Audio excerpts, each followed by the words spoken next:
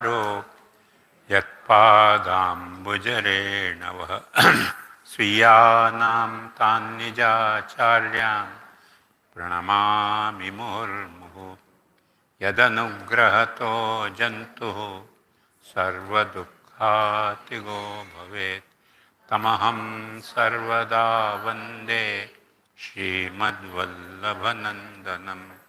अज्ञानतिमिरान्धस्य ज्ञानाञ्जनशलाकया चक्षुरुन्मीलितं येन तस्मै श्रीगुरवे नमः। नमामि हृदये शेषे लीलाक्षीराब्धिशायिनं लक्ष्मीसहस्रलीलाभि सेव्यमानं कलानिधिं चतुर्भिश्च स्त्रिभिस्तथा षड्भिर्विराजते योऽसौ पञ्चधा हृदये मम। सर्वोपनिषदो गावो दोग्धा गोपालनन्दन पार्थो वत्स सुधीर्भोक्ता दुग्धं गीतामृतं महत्। प्रपन्नपारिजाताय स्तोत्रवेत्रैकपाणये ज्ञानमुद्राय कृष्णाय गीतामृतदुहे नमः।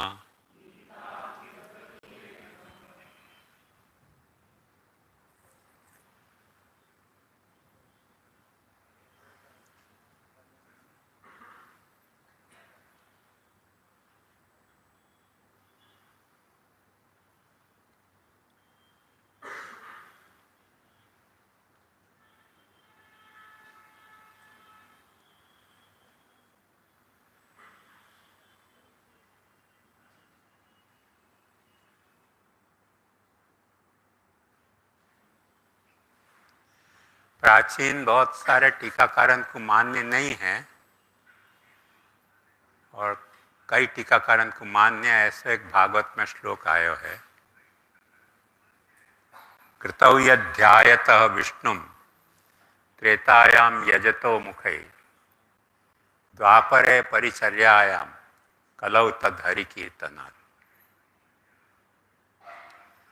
मतलब क्या है? कृतयुग में माने शुरुआत में जब अपने चित्त को डोलाने वाली बहुत सारी आइटमें नहीं आती, तब ध्यान करने से विष्णु मिल जाते थे। जितनी देर ध्यान नहीं किया उतनी देर नदारद है, ध्यान किया तो अवेलेबल है। त्रेतायाम यजतो मुखे, पर वह वक्त भी अप्सराएं तो आ जाती थी और ध्यान भंग हो जाता तो ये फिर उनने कही कि या को ध्यान को सब्स्टिट्यूट क्या करना, तो यज्ञ सब्स्टिट्यूट आयो त्रेता में। त्रेतायाम यजतो मखे, वो त्रेता में जो यज्ञ सुवा को ध्यान रखते थे, वो देखो ध्यान जो थी मानसिक क्रिया थी और यज्ञ जो तो वो केवल क्रियात्मक तो ऐसे लोगन की भ्रांत धारणा है। सचमुच में वेद में स्पष्ट कहो है कि यस्यै देवतायै हविर्गृह्णाति ताम वषट्कारेण ध्यायति। तो ध्यान को एक बॉडी पहराई गई यज्ञ की, हमें भीतर ध्यान હતો और बाहर क्रिया आती। त्रेतायाम यजतो मुखे, और वह त्रेता में बहुत राक्षस आके यज्ञ ध्वंस कर देते थे। तो फिर उन्होंने कि अब क्या करना। बाय दैट टाइम आखिर एक या को अपन कहें कि फॉरेस्ट कल्चर जो थी वो लगभग समाप्त हो गई, सिटी कल्चर डेवलप भई, village culture, urban culture develop भई। तो वह वक्त द्वापर में मूर्ति पूजा शुरू हुई। द्वापरे परिचर्यायाम, अब मूर्ति पूजा में ध्यान है कि क्रिया है कि क्या है? देखो, यज देव पूजा संगति करण दानेशु। यज को मतलब होता है देव की पूजा, आपस में मिलनो जुलनो और दान देनो। तो वहां में भी ध्यान तो हतो ही ना। तो वो से परिचर्या, मूर्ति की परिचर्या को एक आको बॉडी वाको पहराई गई। वहां में भी बहुत सारी तकलीफें भाई, अपन देख ही रहे हैं। आज पुष्टि मार्ग में ही है ऐसी बात नहीं है, हर एक मार्ग में वो तकलीफें हैं। करके कलौ तद हरि कीर्तनात्। ये कीर्तन का मतलब झांझ बजा के गाना नहीं, कीर्तन का मतलब रिसिटेशन, रिसाइट करो, जहां में दूसरे पर डिपेंडेंसी नहीं हुआ है, सेल्फ डिपेंडेंसी कर सको। तो वहां में भी अपन जाने के प्रोफेशनलिज्म तो कि अप्सरा अभी भी नाच रही है, वो तो तकलीफ तो रह रही है सब जगह। ये सारी जो झंझटें हैं अनुभव करने की विष्णु को, अब देखो झंझट कैसे, विष्णु को मतलब क्या, जो एवरीवेयर प्रेजेंट है, ओमनी प्रेजेंट है, वाको नाम विष्णु। पर जो ओमनीवर प्रेजेंट है वाको भी फील करने में तकलीफ तो है सब। ध्यान में भी है, यजन में भी है, परिचर्या में भी है, हरि कीर्तन में भी है।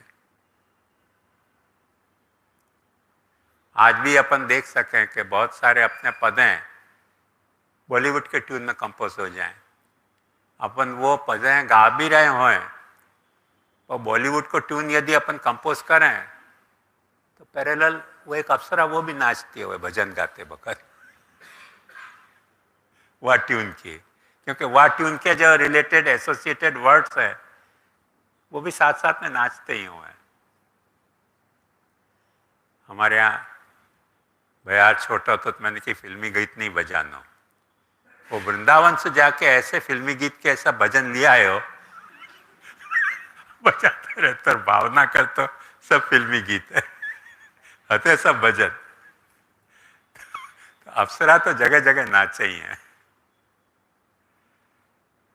तो कोई भी प्रकार करो, जो जो ओमनी प्रेजेंट है वाको भी फील करने में कुछ न कुछ तकलीफ तो है ही। और वो जो तकलीफें हैं वही तकलीफ बेचारे अर्जुन को भी सता रही है। और गीता में भी अर्जुन वही प्रश्न पूछ रहे हो कि भाई कभी तुम कह रहे हो कि कर्म करो, कभी कह रहे हो संन्यास करो। यच्छ्रेयम एते और एकम, मैं क्या करूं, कर्म करूं कि कर्म संन्यास करूं? तन्मे ब्रूहि निश्चितम, वो मुझको निश्चय करके बताओ। देखो वो डायलेमा वहां में, वो भी वहां भी कोई शायद नाच रही है। क्या नाच रही है? कर्म करने में एक लफड़ा ये लग रहा है कि कई तरह के भय लग रहे हैं, और संन्यास करने में ऐसा लग रहा है कि कोई भय नहीं है, क्योंकि कोई पर डिपेंड नहीं करना, अपने को छोड़ के भग जाना है। भगवान निरंतर ये समझाना चाह रहे हैं कि भाई संन्यास सॉल्यूशन आने वाला नहीं है। संन्यास से यदि सॉल्यूशन आता हो तो कर्म में भी आ सके, और संन्यास से जाको एफिकेबल बनाया जा सके, वो है योग। वो योग तो तुम कर्म में भी वापर सको। तो संन्यास कर्म योगश्च निश्रेयस कराओ, वो भगवान ने एक बताया। दूसरी बात हमें एक और ये रखी, मुझको अब याद नहीं है कि जब वक्त अपना पंचमाध्याय शुरू भयो वह वक्त मैंने कही थी कि नहीं कही थी। यदि कही हो तो रिपीटेशन को सहन करो, क्योंकि महाप्रभु जी आज्ञा करें कि सांख्य को मतलब सहन करना है तो रिपीटेशन को सहन करो, नहीं बताई हो तो फ्रेश जो इन्फॉर्मेशन है उसको एंजॉय करो योग के ढंग से। और वो ये है कि संस्कृत में संख्या शब्द युद्धवाची भी है। संख्ये रथस्थम समुपाविशत, वहाँ है संख्य माने युद्धे। तो सांख्य से कह रहे हैं तो कोई तरह को कर्म कह रहे हैं, और योग कह रहे हैं तो वो चित्तवृत्ति को निरोध कह रहे हैं। अच्छा, जाकू योग कह जा रहे हो, एक समस्या या में गंभीर ये भी है जो अपन सबको समझ रखनी चाहिए कि एक सांख्य कापिल सांख्य है और एक पातंजल योग है। अब क्योंकि इनको प्रचार इतना ज्यादा है कि जब अपन सांख्य योग सुने तो अपने को वही ख्याल में आवे। जरूरी नहीं है कि जो कापिल सांख्य है और जो पातंजल योग है वो योग यहाँ रिफर किए जा रहे हो।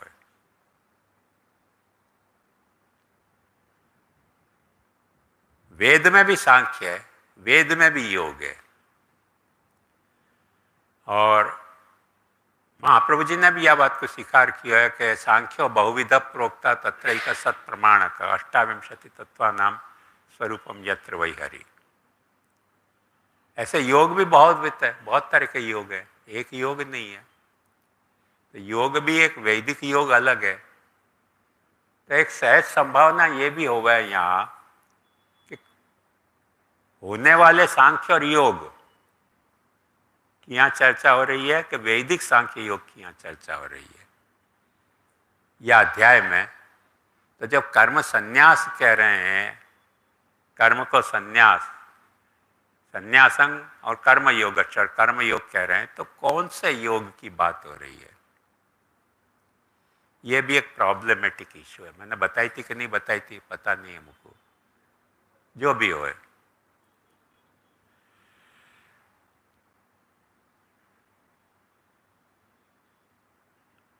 बहुत सारे आधुनिक विद्वानन को ये आक्षेप है, बहुत मजेदार आक्षेप है कि पातंजल योग आखो बौद्ध धर्म के अठंग मार्ग से लिए हुए हो। अठंग मार्ग को आस्तिकीकरण करके पातंजल योग बने हुए हैं और सारा मटेरियल वहां से चोरे हुए है। बहुत सारे स्कॉलर ऐसे भी माने हैं, और वाको सबसे बड़ा प्रमाण ये दें कि अष्टांग जो पातंजल योग है वहां ईश्वर को जगत करता नहीं माना गया है, अपने जैसे एक पुरुष माने गए जो बुद्ध के यहाँ है सिद्धांत। आज अपन तो योग की बड़ी भारी महिमा गा रहे हैं, ये एक पहलू भी समझने लायक है। और जो सांख्य है वाके दोनों प्रभेद हैं, सैश्वर और निरीश्वर। तो सैश्वर सांख्य जो है वो तो अद्वैतवादी है, निरीश्वर सांख्य द्वैतवादी है। तो कौन से सांख्य योग की यहाँ चर्चा हो रही है? अब संन्यासक कर्म योगश्च, योग तो अपन जाएंगे बाद में।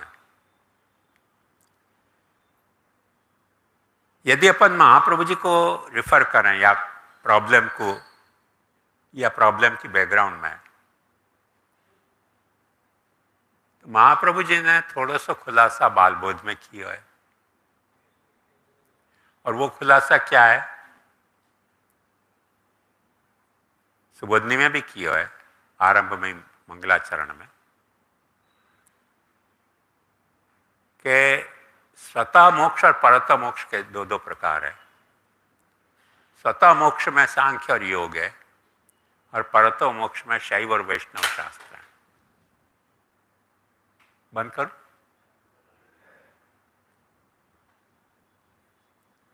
तो स्वतः मोक्ष माने ईश्वर को मानते भय भी ईश्वर की गरज रखे बिना मोक्ष के प्रयास अपने आप करने, क्योंकि बंधन मेरी प्रॉब्लम है और वह को सॉल्यूशन मुंह को आत्मनिर्भरता से खोजना चाहिए। एक परतः मोक्ष का प्रकार है जहां में अपन आत्मनिर्भर नहीं होके ईश्वर निर्भर होकर है। वह के दोनों प्रकार हैं, शैव और वैष्णव। ये खुलासा महाप्रभु जी ने किया है स्वतः मोक्ष परतो मोक्ष को। यहां भी अपन देख सकें कि जब अर्जुन ने यह सवाल किया कि संन्यासक कर्मयोगश्च निःश्रेयस करा उभो, संन्यासक कर्मयोगश्च क्या है, पुनर्योगंच संशय यच्छ्रेयम एतरेव एकम तन्मे ब्रूहि श्रेष्ठतम। संन्यास और कर्मयोग जो है इनमें से मेरे को श्रेय काय में होएगो।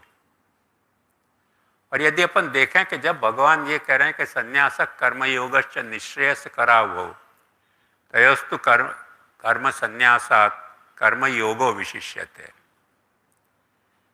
तो कहीं भगवान वही पॉलिसी अडॉप्ट कर रहे हैं कि मुक्ति जो है वो आत्म पुरुषार्थ से स्वतः भी मिल सके और आत्म पुरुषार्थ नहीं करके भगवान ईश्वर निर्भर होके ईश्वर के पुरुषार्थ से भी मुक्ति मिल सके।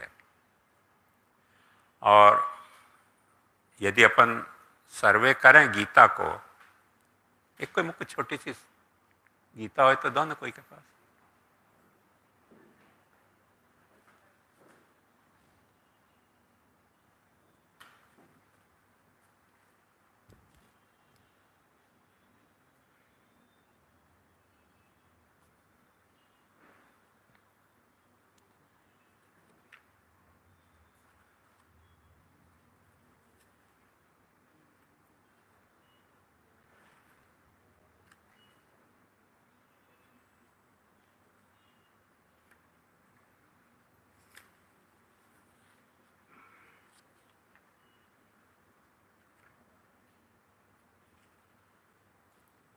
यच्छ्रेयमेतरो तन्मे संन्यास निश्चय तयस्तु कर्म संन्यासात् कर्मयोग विशेष्यते। ये जो मैंने सिनॉप्सिस वाइज या में एक श्लोक जो है वो अर्जुन को प्रश्न है और वाके बाद 28 श्लोक जो हैं वो भगवान को जवाब है। एक श्लोक के प्रश्न को 28 श्लोक में जवाब है और वह 28 श्लोक के जवाब में आप देखो बहुत मजेदार एक सिनॉप्सिस को है कि 27 श्लोक तक भगवान ने स्वतः मोक्ष की मेथड वाक्य साथ डिस्कस करी है। 28वें श्लोक में जाके भगवान ने अचानक एक समरसॉल्ट ली है और परता मोक्ष की बात कर रहे हैं। आया ना ख्याल में? सिनॉप्सिस वाली बता रहे हूं ग्रंथ की। और ये फॉर्मेट कौन सा है?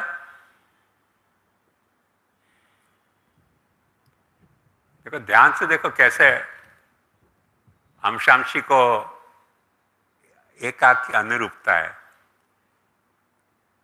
कि गीता के 18 अध्याय में दूसरे अध्याय से लेके मैंने 17 अध्याय में भगवान ने अर्जुन के प्रश्न को जवाब दिया है और जो जो अर्जुन ने पूछो वाके ऊपर सौंपे कि भाई तू डिसाइड करके तुमको क्या करना है, तू डिसाइड कर, कर्म करना है, ज्ञान करना है, भक्ति करनी है, संन्यास करना है।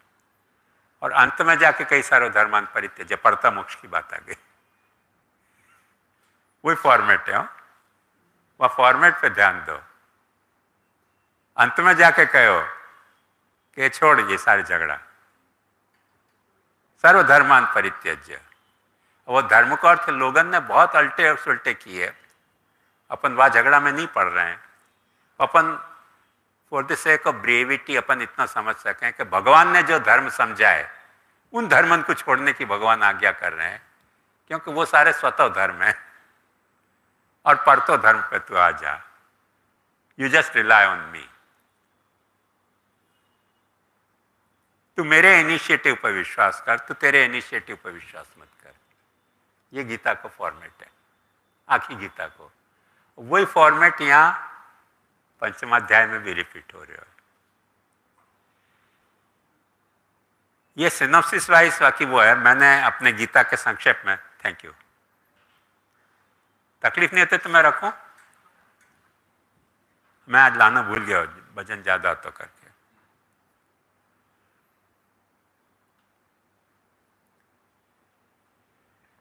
यहां में एक जटिल प्रश्न यह है कि कर्म क्या है। कुछ तो मैंने शायद, आई एम प्रिटी श्योर कि मैंने कर्म क्या है ये गए शुरुआत में भी समझाए हो तो, और संन्यास क्या है ये सारे विषय मैंने गए वक्त भी लिए थे, पर थोड़ा रिफ्रेश करवा दूं और थोड़ी बाकी डिटेल और मैं समझाना चाह रहा हूँ आज, जैसे कि अपने को आगे के श्लोकन में कोई जात को कंफ्यूजन नहीं हुआ। वो समझाने के पहले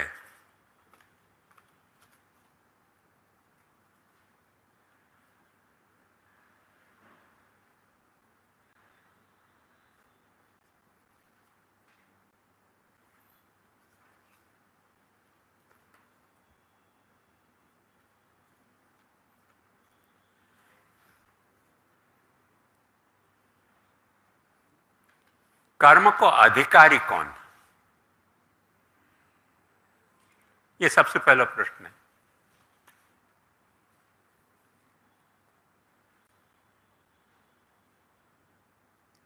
अलग अलग जगह अलग कर्म के अधिकारी होंगे। ये जो गीता में जो चल रही है चर्चा, वहां में कर्माधिकारी के क्लासिफिकेशन अपने को क्या समझने चाहिए।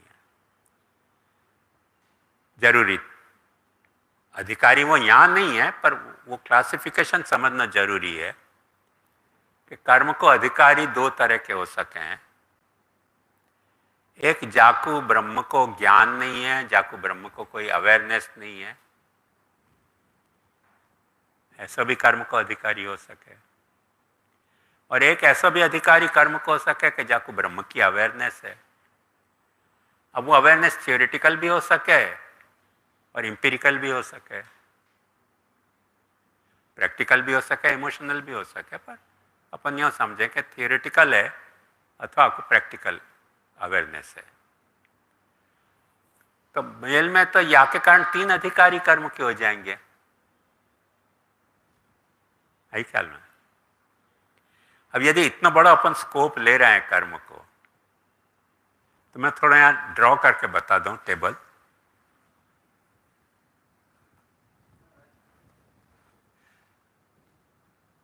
ना बैठो बैठ।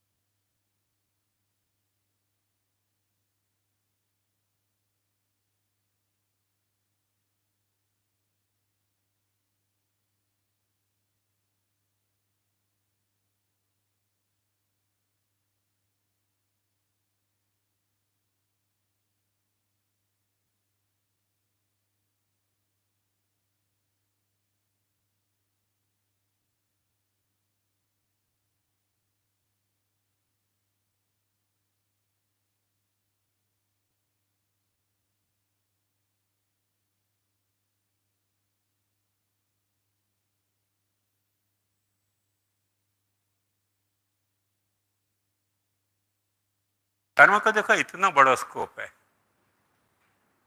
अपन घबरा जाए हो, कौन से कर्म की बात हो रही है।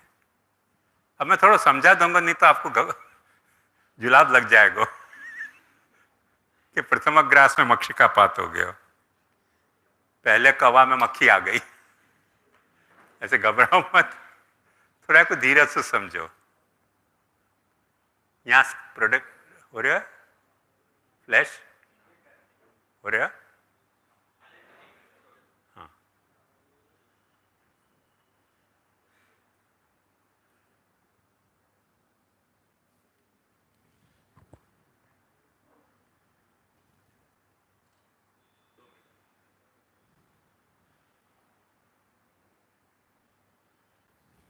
यहां आ जाए तो मैं फिर बोलूं। अरे वो लाइटर पॉइंटर कहाँ गया?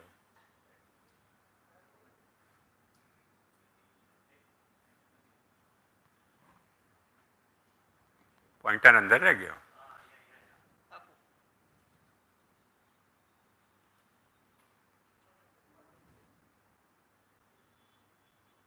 ये मेरे खराब अक्षर भी सहन करने पड़ेंगे सांख्य की तरह आपको।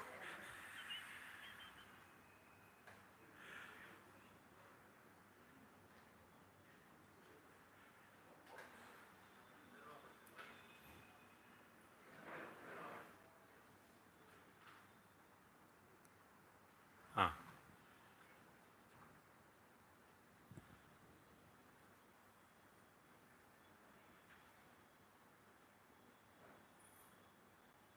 आपके यूनिवर्सिटी के प्रोफेसर के बजाय या वैसे ही होंगे शायद।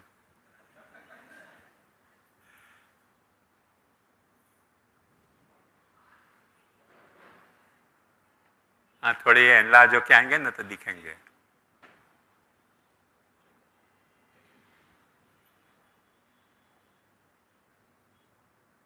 फाइन।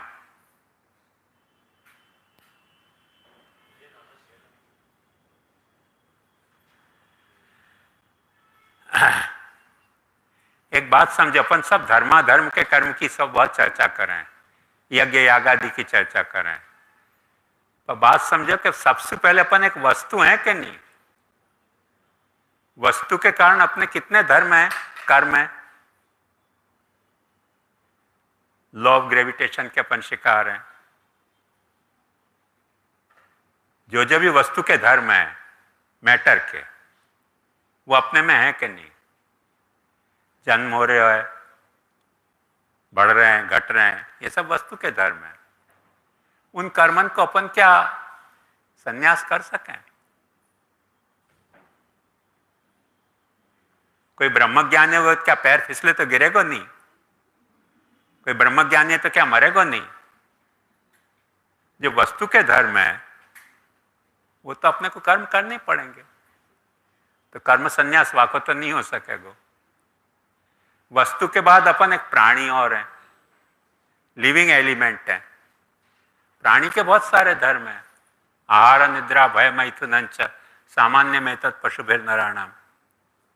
आहार निद्रा भय मैथुन ये सब प्राणी के धर्म है, वो अपन सबके साथ शेयर करें। वो अपने में वो कर्म क्या छोड़े जा सके? वो तो छोड़े नहीं जा सके। मैं इंसाइक्लोपीडिया ऑफ हिंदू धर्म में गयो तो वहाँ सब सन्यासी आते, और जब भोजन परोसा जाता तो कहते थे इस कटोरे को सीरा की आवश्यकता है। भाई सीरा तो अच्छा तो लगे ही है ना, सन्यास लिए तो क्या सीरा अच्छा नहीं लगेगा? ऐसा थोड़ी है।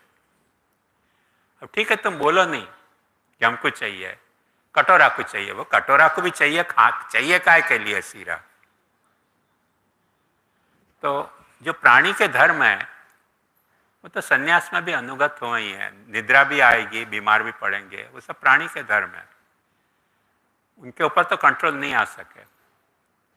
तो अपन यह बात को समझ सकें, प्राणित्वोपाधिक जो कर्म है वो तो कैरी फॉरवर्ड ही होंगे। संन्यास लो तो अभी कैरी फॉरवर्ड होंगे, नहीं लो तो अभी कैरी फॉरवर्ड होंगे। डर लगेगा तो भागना ही पड़ेगा, तो सन्यासी को भागना पड़ेगा और कोई भागना पड़ेगा।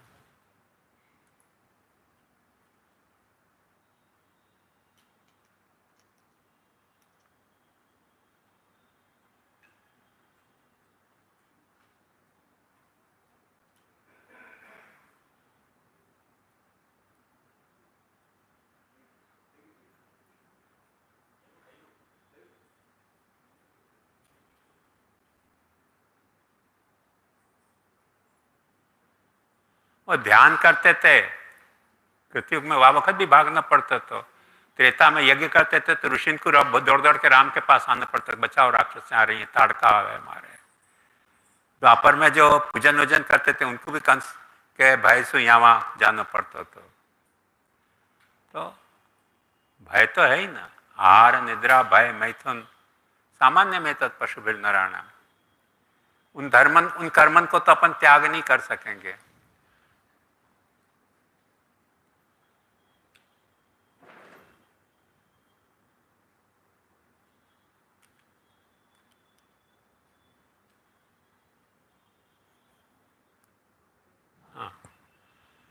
अब वाक्य बाद आएगा मनुष्यत्वोपाधिक। कुछ मनुष्य के धर्म है जो सब जानवरन में नहीं है, खास करके अक्ल चलाने के, पॉल्यूशन करने के, आपस में युद्ध करने के, सुसाइड करने के। जानवर बेचारे सुसाइड नहीं कर रहे हैं, जानवर अपने जाति को नहीं मार रहे हैं, अपन अपनी जाति को भी मार रहे हैं। ये सब मनुष्य के धर्म है जो मनुष्य ने जामे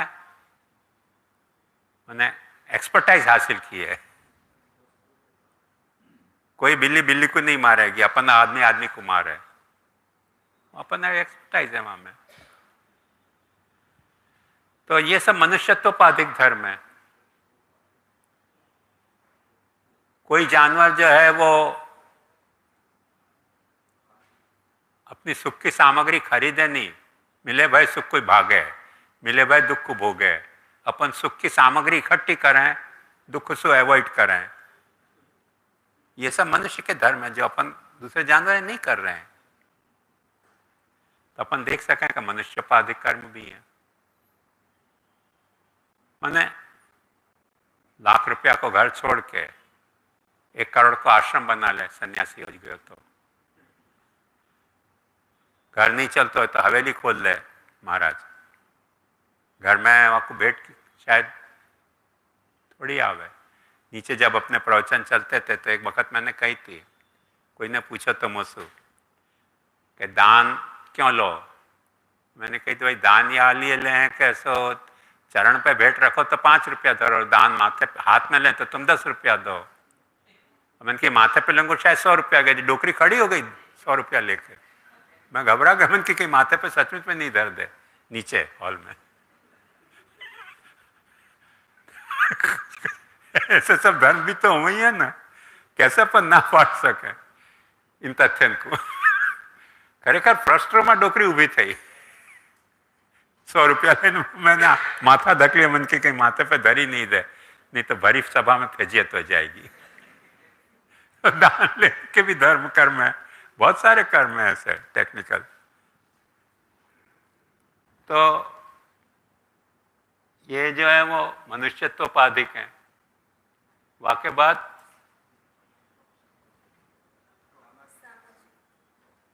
सामाजिकत्वोपाधिक। बहुत सारे सामाजिकत्वोपाधिक अपने हैं। जैसे अपन जा समाज को, जा सोसाइटी को बिलोंग कर रहे हैं। वाकई कुछ कुछ धर्म कर्म तो हुए ही हैं। मैंने वहां राजकोट में सुनी थी,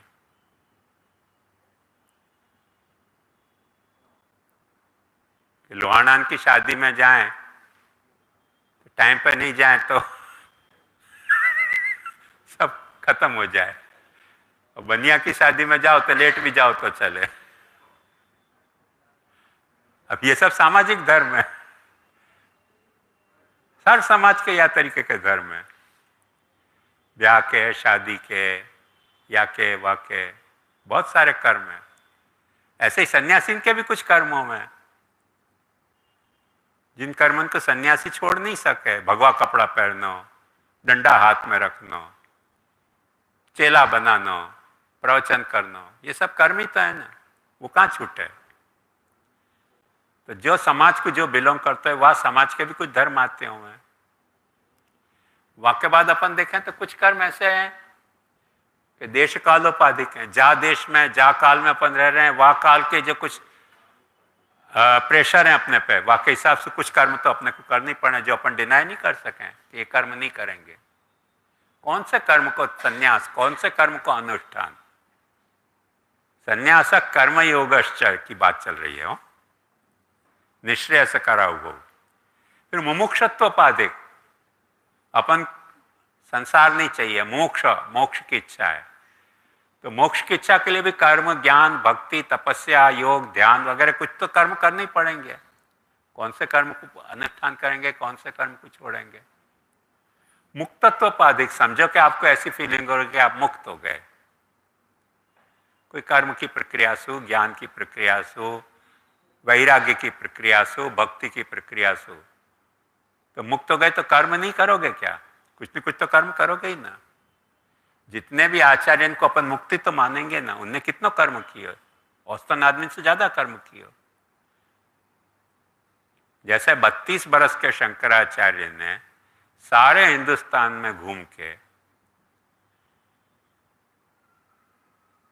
5 मठ बनाए, उनके नीचे 12 मठ बनाए और 10 तरह के ऑर्डर बनाए सन्यासी के, गुरी, पुरी, तीर्थ वगैरह, कितने सारे मंदिर स्थापित किए। वो सब क्यों करे? मुक्त होने के बावजूद। तो कर्म तो किए कि नहीं किए? कर्म को त्याग तो नहीं किए। अपन कर्म को नेचर बदल सके, कर्म त्याग नहीं होवे, यह बात को ध्यान समझो। कर्म को नेचर बदलना एक अलग बात है और कर्म को त्याग एक अलग बात है, कर्म को संन्यास एक अलग बात है। तो ऐसे मुक्तत्वोपाधिक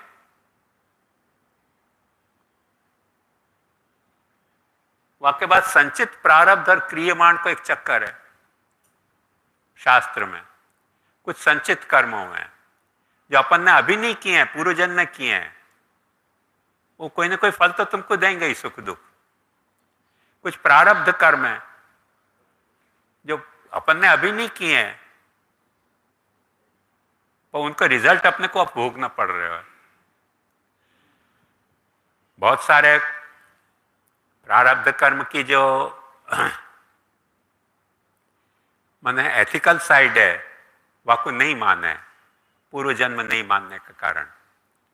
पर आज भी साइंस में जैसे माता पिता के कोई रोग हैं, वो प्रारब्ध कर्म अपने जेनेटिकली आ रहे हैं, अपन ने नहीं किया। जैसे अपन ने सिगरेट नहीं फूकी है, माता पिता ने सिगरेट फूकी है, उनके कैंसर के कुछ वायरस हो गए पैदा, अपने को भी कैंसर हो सके। हमारे नाना जी को डायबिटीज है, तो प्रैक्टिकली हम सब बच्चों को डायबिटीज है। ये तो हमने थोड़ी कोई डायबिटीज करी पैदा, प्रारब्ध कर्म ही है ना। मॉडर्न वर्जन वो जेनेटिकली आ रहे हो, पुराने जन्म में वो एथिकली आता, तो अंतर इतना ही है। प्रारब्ध कर्म इनकार अपन नहीं कर सके, है ना ख्याल में।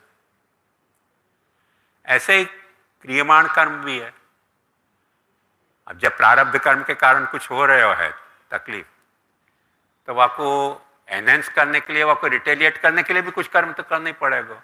जब डायबिटीज हो गई तो कुछ तो दवा तो खानी पड़ेगी।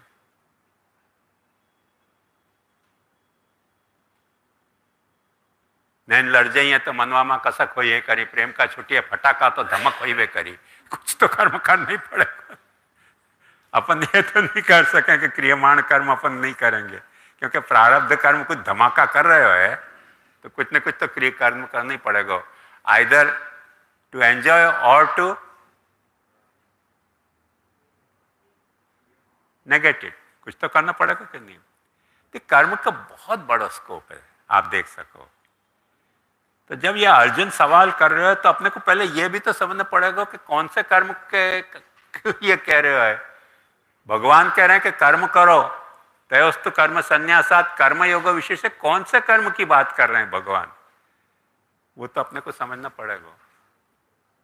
मेरी बात आई ना ख्याल में।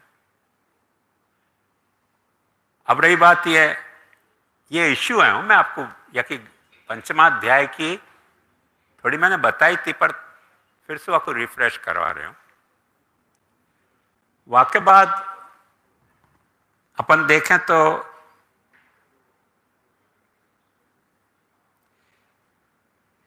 ये इन सारे इश्यू में अपन देख सको आप ये जितनी मैंने वैरायटी बताई, इन सारी वैरायटीज में ब्रह्म ज्ञान की कोई अपेक्षा नहीं है।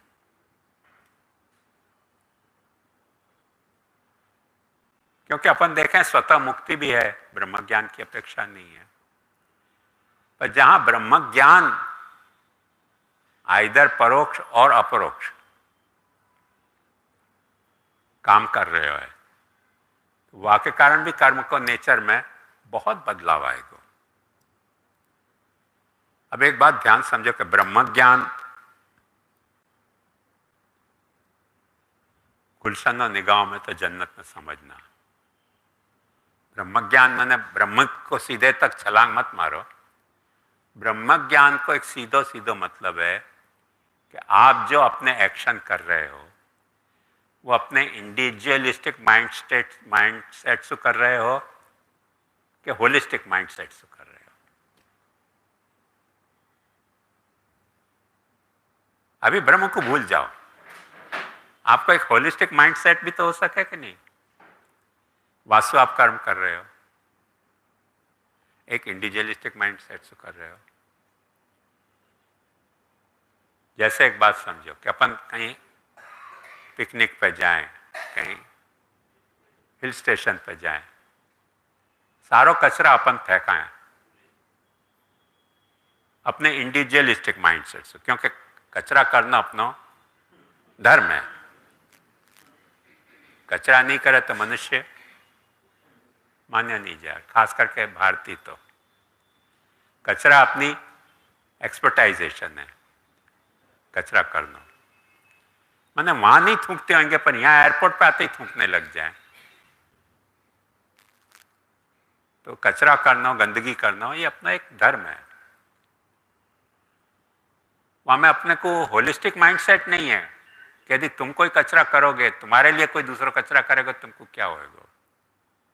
जहाँ धर्मशाला में अपन जाएं, जहाँ होटल में अपन रुके, सब कचरा करके आए। अपन को चाहिए वहां क्लीन। या जात की आसरी वृत्ति अपने में है कि नहीं है? औसतन आदमी में है। अपन को चाहिए क्लीन, पर अपन जावे तब क्लीन करके नहीं जावे। माने टॉयलेट में फ्लश चला के भी नहीं जावे कई लोग तो। अरे तुमने पास किया है तो टॉयलेट को फ्लश तो चलाओ। उतनी तकलीफ लेने में भी अपने को जोर पड़ता हुआ है। तो ये अपन देख सकें कि बहुत सारे कर्म अपने ऐसे हुए कि जो बिल्कुल अपने इंडिविजुअलिस्टिक माइंडसेट से ही अपन करते हुए हैं। अपने को ये ख्याल नहीं हुआ है कि होलिस्टिक माइंडसेट अपना हुआ नहीं है। एनवायरनमेंट की बात नहीं कर रहा हूं मैं। जैसे आज भी बड़े बड़े साइंटिस्ट, सब आप जानो अच्छी तरह से कि जितने स्पेसक्राफ्ट अपन छोड़ रहे हैं, आकाश के लिए उपनिषद कहते तो कि आकाश जो है वो शुद्ध है और सारे 5 तत्व में से 4 तत्व में पॉल्यूशन हो सके, आकाश शुद्ध है। पर आज स्थिति ये भई है कि आकाश सबसे ज्यादा पॉल्यूटेड होने जा रहे हो। ये मनुष्य की सामर्थ्य है ना। मनुष्य की सामर्थ्य कि आकाश को भी पॉल्यूट कर रहे हो। अब वो बनाते रहो कानून, जब बनेगा बाय दैट टाइम आकाश जितना पॉल्यूट होएगा और वहां को क्या रिजल्ट आएगा अपने को पता नहीं है। अपने को कुछ भी पता नहीं है। तो अपन यह बात को अच्छी तरह समझ सकें कि होलिस्टिक माइंडसेट के बिना कोई काम करना और विथ इंडिविजुअल तक हमें माइंड काम करना, काम के नेचर में तो फर्क पड़ेगा कि नहीं पड़ेगा। जैसे रास्ता पे अपन चल रहे हैं, पत्थर पड़े हुए हैं, अपने को टक्कर लगे तो अपने को गुस्सा आवे, पर अपने को वो होलिस्टिक माइंडसेट नहीं हुआ कि दूसरे को लगेगी तो क्या होएगा। है कि नहीं यह तरीका इंडिविजुअलिज्म। तो कर्म के या तरीके के भी प्रकार हो सके। वह को थोड़ा और एक्सटेंड कर दो तो ब्रह्म ज्ञान आ जाएगा। थोड़ा और एक्सटेंड करो तो ब्रह्म ज्ञान आ जाएगा। थोड़ा संकोच करो तो एनवायरनमेंट आएगा। थोड़ा संकोच करो तो होलिस्टिक अप्रोच आएगा। मेरे कहने का मतलब ये है, जैसे बहुत लोग अपने हिंदुस्तान में आपने देखे होगा, गाड़ी में से थूकते रहें, बस में से थूकते रहें, नीचे कोई पे पड़ेगो कि नहीं पड़ेगो, अपने को चिंता नहीं होगा, थूका ही है मने थूको। कई कई लोग तो बतावे कैसे छीवे जाके बच्चा के वो पाप सीधे ही बारी में से फेंक दें। अब भाई तुम्हारे बच्चा ने छीवे गए वहां को तुम बारी में से फेंक रहे, नीचे कोई को पड़ेगा तो क्या होगा। हमारे बड़े काका जी ने खुली मर्सिडीज ली थी वह जमाना में, 40s में। वो पहली बार निकले खुली मर्सिडीज में, ऊपर से कोई ने कड़ी ढोल दी पांजरा पोल में हो। उसने दूसरे दिन गाड़ी निकाल दी कि नहीं चाहिए, कन्वर्टेबल होती, हम ऐसे ढक्कन खुल जाते हो ढक्कन बंद होते हो। पहली बार शाम को मजा लेने के लिए निकले, कड़ी ढोल दी, उनके बेचो या कार को, सिक्योरिटी नहीं है यहाँ। जहां होगी वहां होगी, अपने हिंदुस्तान में सिक्योरिटी नहीं, कुछ भी पड़ सके ऊपर से, माइंड योर बिजनेस। तो अपन समझ सकें कि अपने को ऐसे सब काम करते वक्त अपने को होलिस्टिक अप्रोच हुआ ही नहीं है। जैसे आखी आखी रात लाउड स्पीकर में झिंचिक झिंचिक करना, बेचारे दूसरे बीमार है, रो रहे हो, सो रहे हो, अपने को क्या चिंता, अपना झिंचक कर रहे हैं कि नहीं। तो ये सारे अप्रोच में अपने होलिस्टिक और इंडिविजुअलिस्टिक माइंडसेट को बेसिक फर्क पड़े, थोड़ा सा एक्सटेंड कर लोगे तो ब्रह्म के साथ, ज्ञान के साथ, और ब्रह्म के ज्ञान के बिना किए जाते कर्म के नेचर में कितना फर्क पड़ा ये अपन समझ सकें। तो वहां में एक बात ध्यान समझो,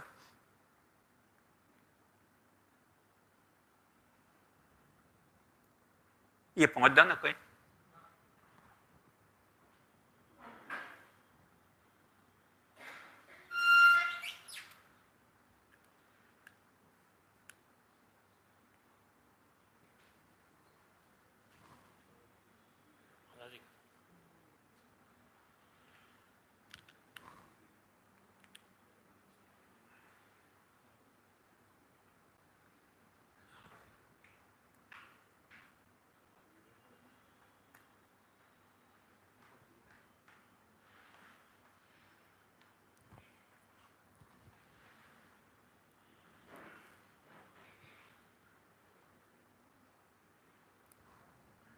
पहुंच दियो।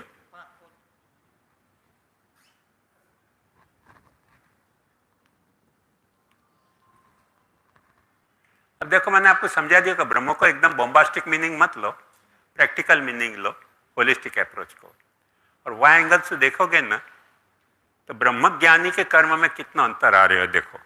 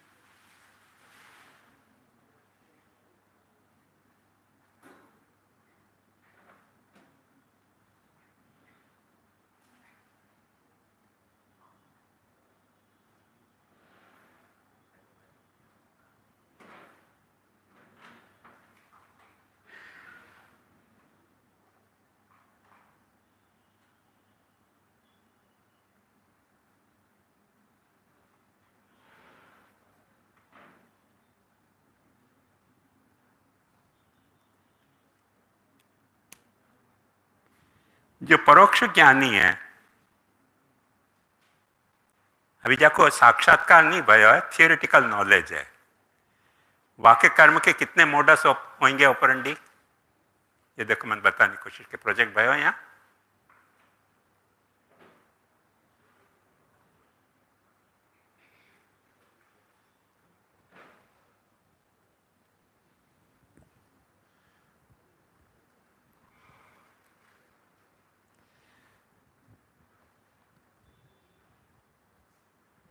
प्रश्न छोटा है पर बाकी बैकग्राउंड अपन सोचे ना तो बहुत बड़ी है, बहुत बड़ी है, माइंड बॉगलिंग।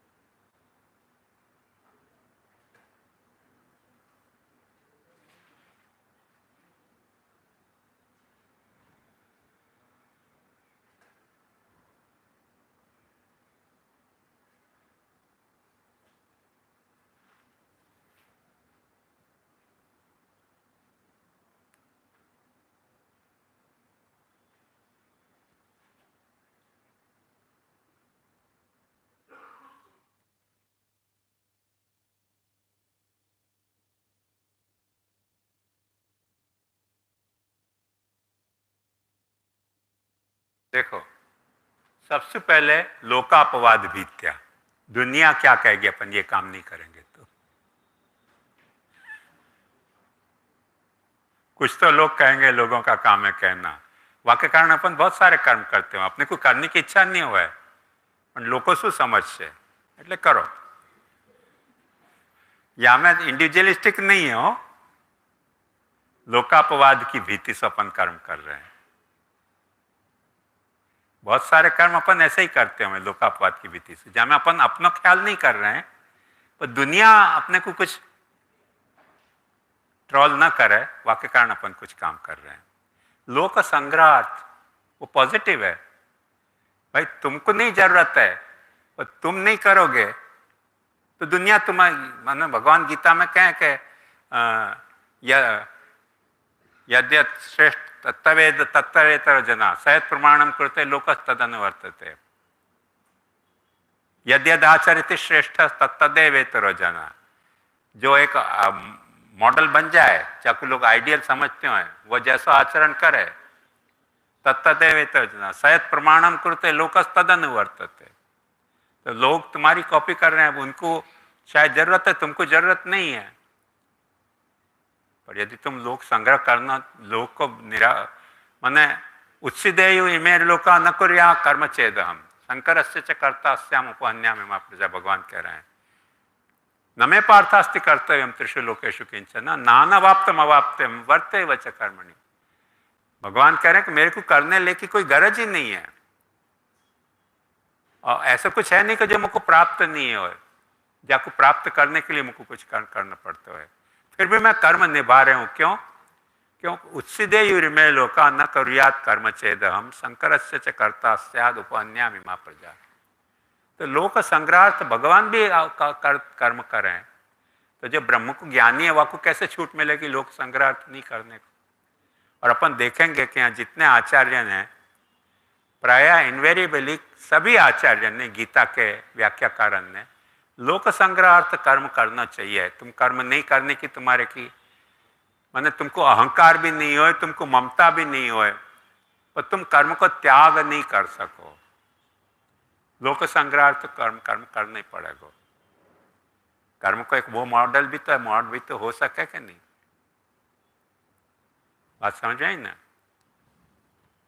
नेक्स्ट, कर्म निर्हारार्थ। कर्म निर्हार का मतलब क्या? अपन नहीं करना चाह रहे हैं तो कोई रिस्पॉन्सिबिलिटी आई पड़ी है तो करनी पड़ेगी। निर्हारण तो करना पड़ेगा नहीं कर्म को। अपन ने ली नहीं, अपन चाह नहीं रहे हैं, अपने को वहां से कुछ गेन भी नहीं है, कोई कर्म आ पड़ो है। एक सामान्य बात समझो, हमारे यहाँ बड़े मंदिर में एक दर्जी की दुकान में आग लगी रात को। वाके ऊपर सब रहते थे, तीसरे माले पे। बम्बा वालों आवे कि नहीं आवे सब, क्योंकि लकड़ा को स्ट्रक्चर है। तो जितने घर में माटी पानी वानी भरे हुए थे सबन ने ढोलना शुरू किया कर्म निर्हारार्थ। बम्बा वाले ने आके वो आवे वाके पहले आग बुझा दी, क्योंकि लकड़ा की छोटी सी दुकान थी दर्जी की। सब घर के मटकी में भरे हुए पानी सब ने ढोल दिए वह दुकान पर। बम्बा वाले ने कि भाई अब आग बुझ गई है, तो वे वहां पे एक पानी ढोलो कर्म निर्हारार्थ। वहां ने बैटरी डाल के देखे क्यों पानी ढोल रहे हो, तो वह बैटरी पर भी पानी ढोल दियो। कर्म निर्हार को ऐसा सिद्धांत है। कांईक तो करવું જ પડશે ना, नीचे आग लागी છે, ऊपर नहीं आग लागी हो। रोड ऊपर एक वो दुकान लकड़ा की वो थी दर्जी की, वहां में आग लग गई थी। कर्म निर्हार ऐसा संबंध निभाया रात को। दे धनाधन पानी, जितना पानी घर में तो सब खाली। भुलेश्वर में पानी खा निकलना मने बहुत बड़ा रिस्क हो। दूसरे दिन पानी मिलेगा कि नहीं मिलेगा की गारंटी नहीं। पर कर्म निर्हार ऐसी ऐसी सिचुएशन है कि सब सारा पानी खाली कर दियो। तीसरे माला, दूसरे माला। यहाँ बैठी नहीं तो आवे कभी कभी। यहाँ वहाँ को घर भी वही है तो वहाँ कहीं नीचे वहां ने भी उनके फैमिली ने भी पानी ढूंढो। तो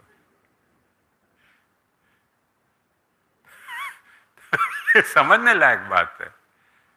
या में क्या इंडिविजुअलिस्टिक फीलिंग नहीं है, सेल्फ सेंटर्ड फीलिंग नहीं है।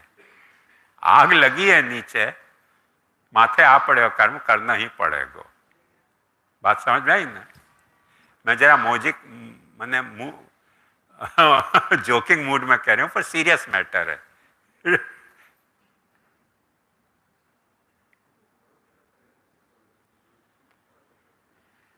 वाक्य बाद आ रहा है भगवद अर्पण बुद्धिया। सकर्मणा तमभ्यच सिद्धि विंदति मानंदा। तुम अपने कर्म करो अपने फल के लिए कि नहीं, भगवान को अर्पित करने के लिए। यह में भक्ति को रोल है कि हम जो भी कुछ कर रहे हैं कर्म, वो अपने अहंता के कारण या अपनी ममता के कारण नहीं कर रहे हैं। कर्म करके हम भगवान को अर्पित करना चाह रहे हैं। क्यों भगवान को अर्पित करना चाह रहे हैं, बात ध्यान समझो। कि कर्म प्रधान विश्व करी राखा, जो जैसा करई सो तस फल चाखा। तुलसीदास जी के हैं। आखो विश्व जो है वो कर्म प्रधान है, और ये कर्म प्रधान कौन ने बनाया? विश्व भगवान ने बनाया है। तो अपने को गरज नहीं है तभी अपने को भगवान के बनाए भाई रूल को व्यर्थ में तोड़ना नहीं चाहिए। तोड़ना नहीं चाहिए करके अपन वो कर्म को निभा रहे हैं सिर्फ भगवान को अर्पण करने के लिए। वो भी एक मोड है कर्म के निर्वाह की। अच्छा, दूसरी बात,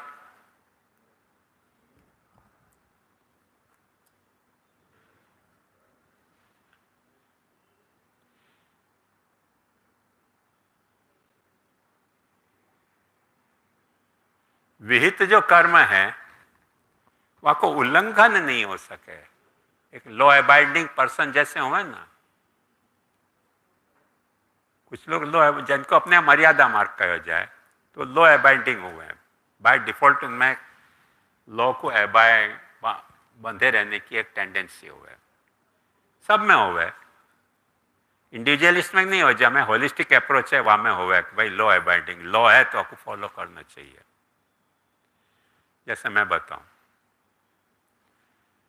ये जनगण मन अधिनायक जय हे भारत भाग्य विधाता, ये न तो भारत के लिए गाना है, क्योंकि पंजाब सिंध, सिंध तो है ही नहीं भारत में, और न कोई जनगण मन को अधिनायक है भारत में। भाई लॉ है कि राष्ट्रगान बजे तो खड़े हो जाना, मैं खड़ा हूँ, सिंसियरली खड़ा हूँ, रिस्पेक्ट दूँ राष्ट्रगान को, just because of law abiding. मैं वह लॉ को ब्रेक करना नहीं चाहूँ।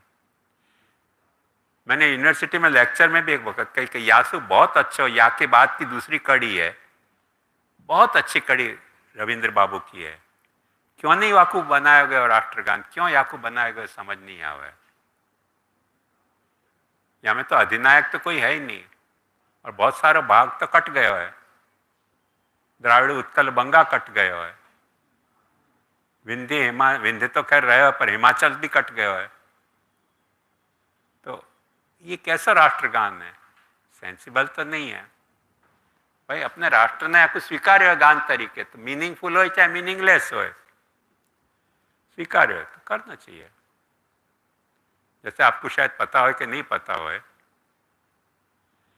वेद में ये अपन जब शादी करें ना, हमें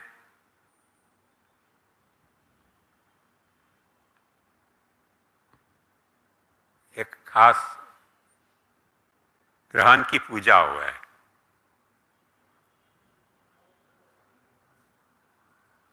नवग्रहण की पूजा हुआ है, ग्रह शांति जाको कहा जाए। वहां के एक भी मंत्र वह ग्रह से रिलेटेड है ही नहीं। कोई भलते ही मंत्र है, जनगण मन अधिनायक जैसे, शन्नो देवीरभिष्ट आपो भवन्तु पीते शनियोर, शनि आ गयो के नहीं, शनिश्चराय स्वाहा, शन्नो आयो के शनिश्चराय स्वाहा।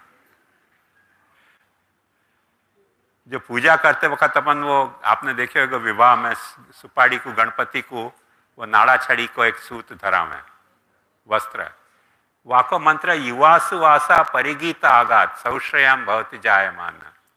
वो बकरा को बांधने के लिए जो डोरा है काटने के लिए, वो मंत्र बोले जाए गणपति के लिए, युवासु वासा परिगीत आगात सौश्रयान भवति जायमान। बेचारा गणपति भी डरते होगा कि काटेंगे कि करेंगे क्या। वस्त्रम समर्पयामि, क्योंकि वास शब्द आयो ना, बस लगाओ। बहुत सारे मंत्र ऐसे ही हैं जनगण मन अधिनायक जैसे, बोले जाए क्या कर रहे, कुछ एक अक्षर भी मिल जाए ना वाको, लगाओ मंत्र बोलो। तो ऐसे क्या है कि बहुत सारे मंत्र अपने ऐसे ही हैं कि जिनको प्रैक्टिकली जा कर्म में देखो तो कोई संबंध नहीं है, पर बोले जाएं।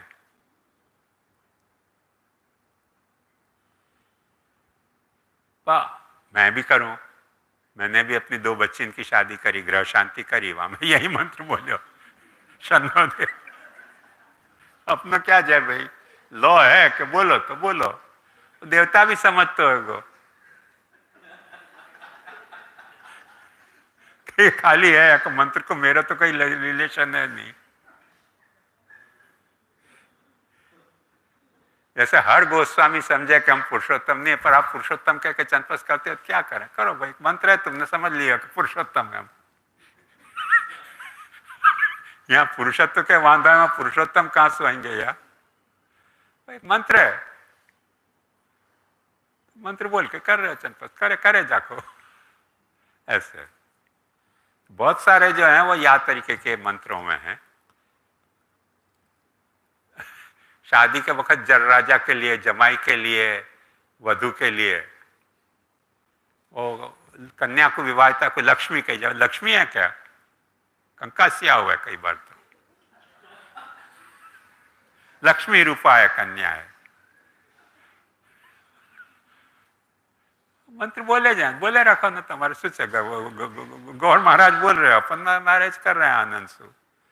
मंत्रन को कोई प्रैक्टिकल लाइफ में कोई मीनिंग नहीं है, पर मंत्र बोले जाए तो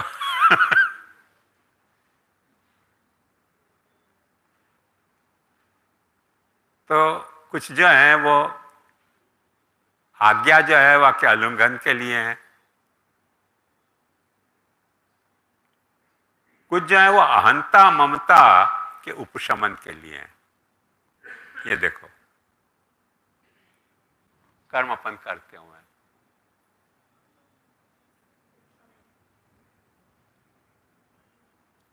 ये अहंता ममता का जो उपशमन है, ये तीन भावना से हो सके। एक भावना यह है कि अहंता ममता मिथ्या है,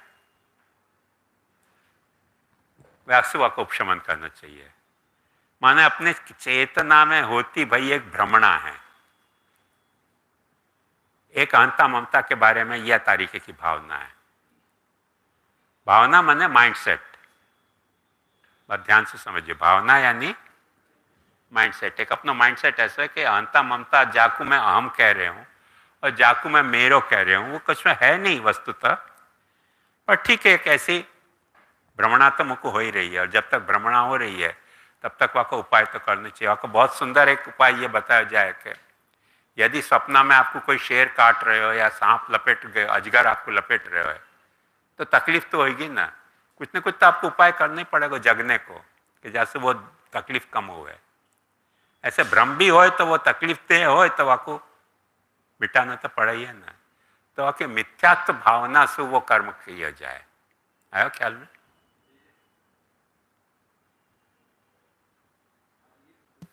उपशमन म्हणजे उपशमन को मतलब के बहुत अच्छी बात कही, खत्म करना नहीं, दबाना, सप्रेस करना। उपशमन जैसे रोग को दबाना, वो उपशमन कहवा है। रोग निवारण एक अलग चीज है। रोग बहुत बिखर गयो है। रोग के दो प्रकार हो ना, एकदम एक्यूट हो गए तो एक्यूट रोग को पहले उपशमन करना पड़े, फिर दूसरे उपचारों में।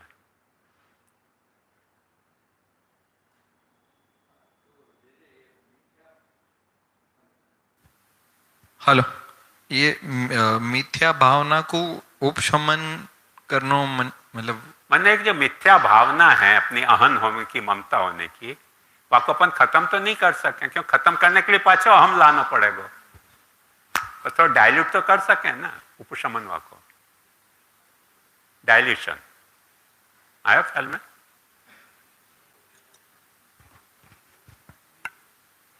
ये परोक्ष जो स्टार्टिंग में परोक्ष ज्ञानी कर्म है ना, तो जे वहां में ये उपशमन को कैसे कॉन्टेक्स्ट है वो नहीं समझ में आ रहा है। क्योंकि वाकु ये लग रहा है कि ब्रह्म के साथ जब मैं अपनी चेतना, ब्राह्मिक चेतना के साथ में अपनी चेतना को जब कॉन्ट्रास्ट करके देखूं तो मेरी अहंता ममता सत्य नहीं हो सके। पर अनुभूति के लेवल पे मुझको मेरी अहंता ममता सत्य लग रही है। जो मेरा जो होलिस्टिक अवेयरनेस है वहाँ के साथ वो टैली नहीं हो रही है, तो आपको उपशमन तो करना पड़ेगा ना। एक बात समझ,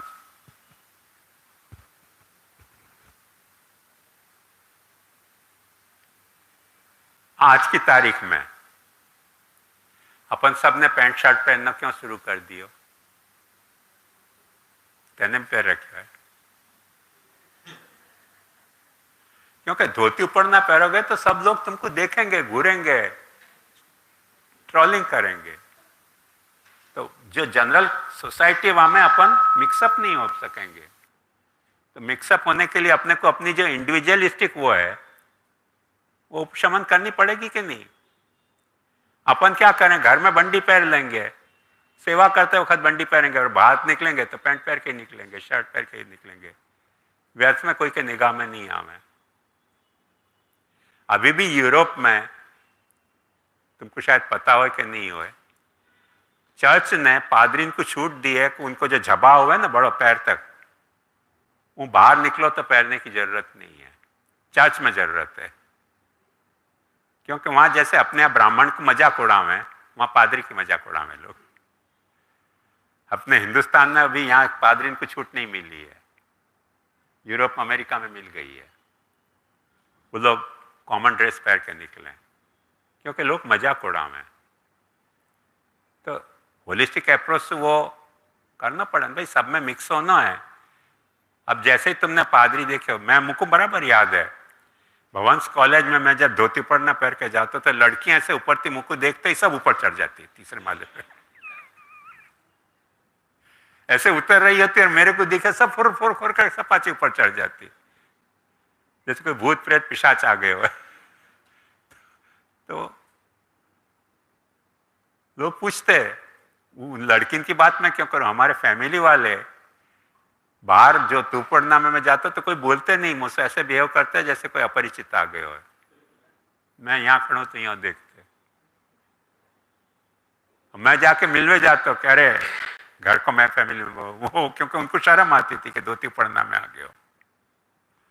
वो है समझने लायक बात है, हमें कोई घबराने की बात नहीं है, क्योंकि आदमी जो है वो मिक्स होना चाहे, सोशल आदमी है ना, तो अपनी इंडिविजुअलिटी को इतनी नहीं प्रोजेक्ट करना चाहे कि जाके कारण वो सबके निगाह में व्यर्थ में आवे।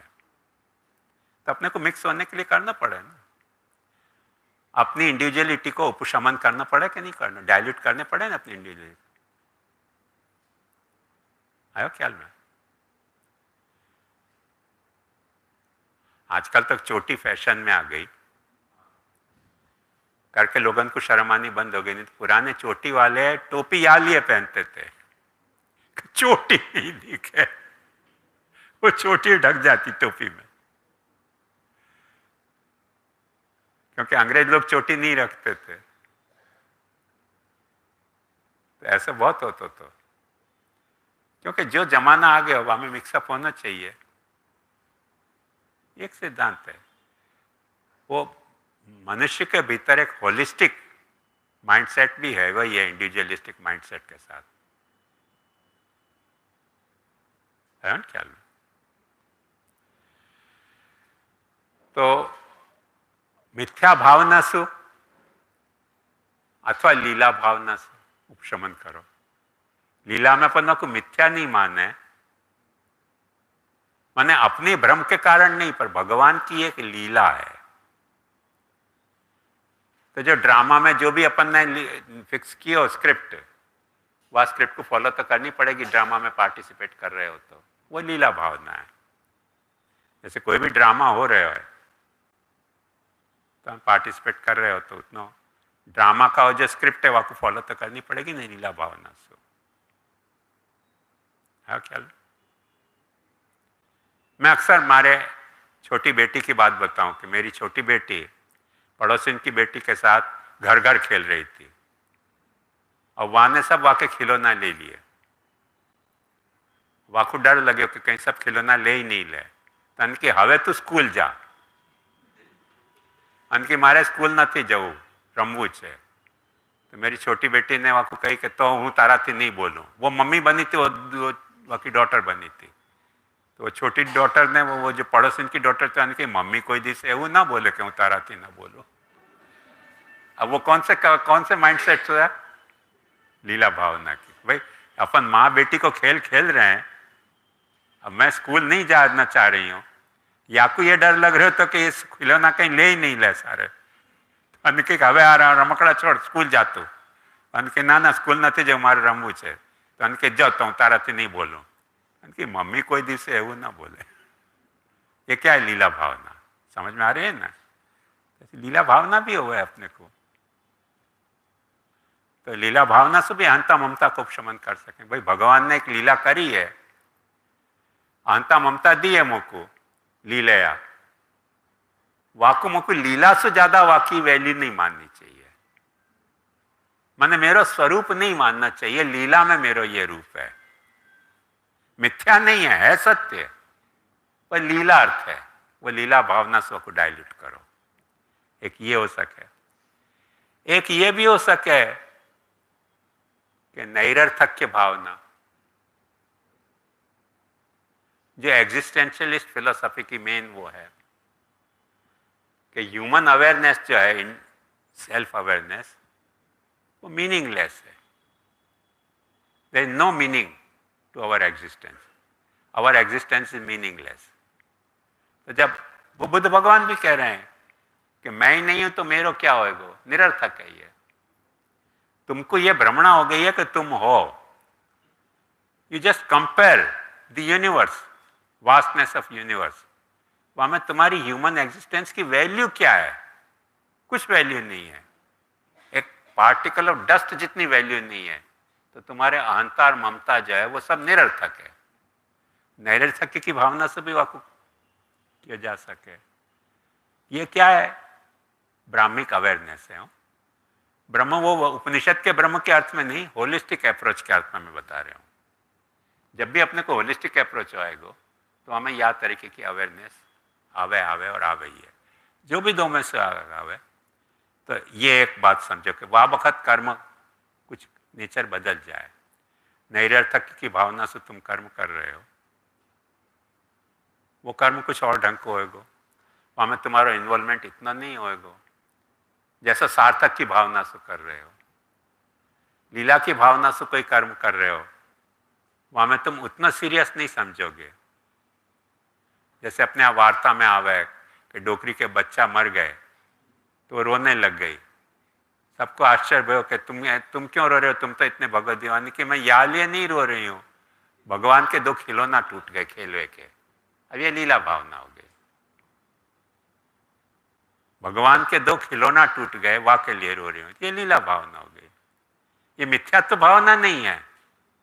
ऐसे शांकर मत में मिथ्यात्व भावना भी हो सके, अपने भी अहंता ममता को मिथ्या भावना भी हो सके। तो ये जो है वो सारे कर्म के जो प्रकार हैं, इतने विविध प्रकार, विसाविस इनके कर्म संन्यास। कौन से कर्म को संन्यास? ये तो प्रश्न उठेगा ना। जब अर्जुन पूछ रहे हो कि यत्श्रेयम एतरेकम तन्ने ब्रूहि सुनिश्चितम, और भगवान जब कह रहे हैं कि संन्यास कर्मयोगश्च निश्रेयस कराओ, तयोस्तु कर्म संन्यासात कर्मयोगो विशिष्यते। तो कौन से कर्म की बात हो रही है? ये कर्म की इतनी वैरायटी की अपने पास स्पेक्ट्रम है। वो पूरा कर्म को, या बात को देखो, ध्यान से अनुभव करो, कितना बड़ा स्पेक्ट्रम है। ज्ञानी को स्पेक्ट्रम अलग है कर्म के बारे में, अज्ञानी को स्पेक्ट्रम अलग है। साइमल्टेनियसली एक जगह पहुंच दो ना पाचा कोई।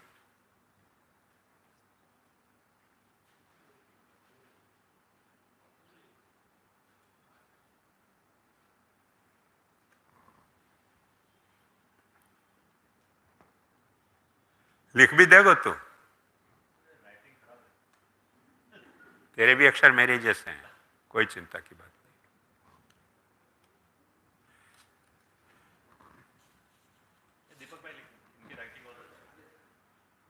आ भी जाओ दीपक भाई।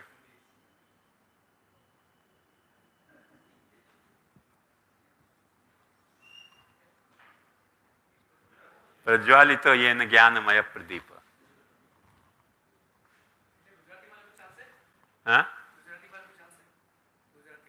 આજે બધા હિન્દી ભાષી પણ છે ને ઓનલાઈન, હિન્દીના અક્ષર સારા નથી તો પછી હું જ લખી દઉં।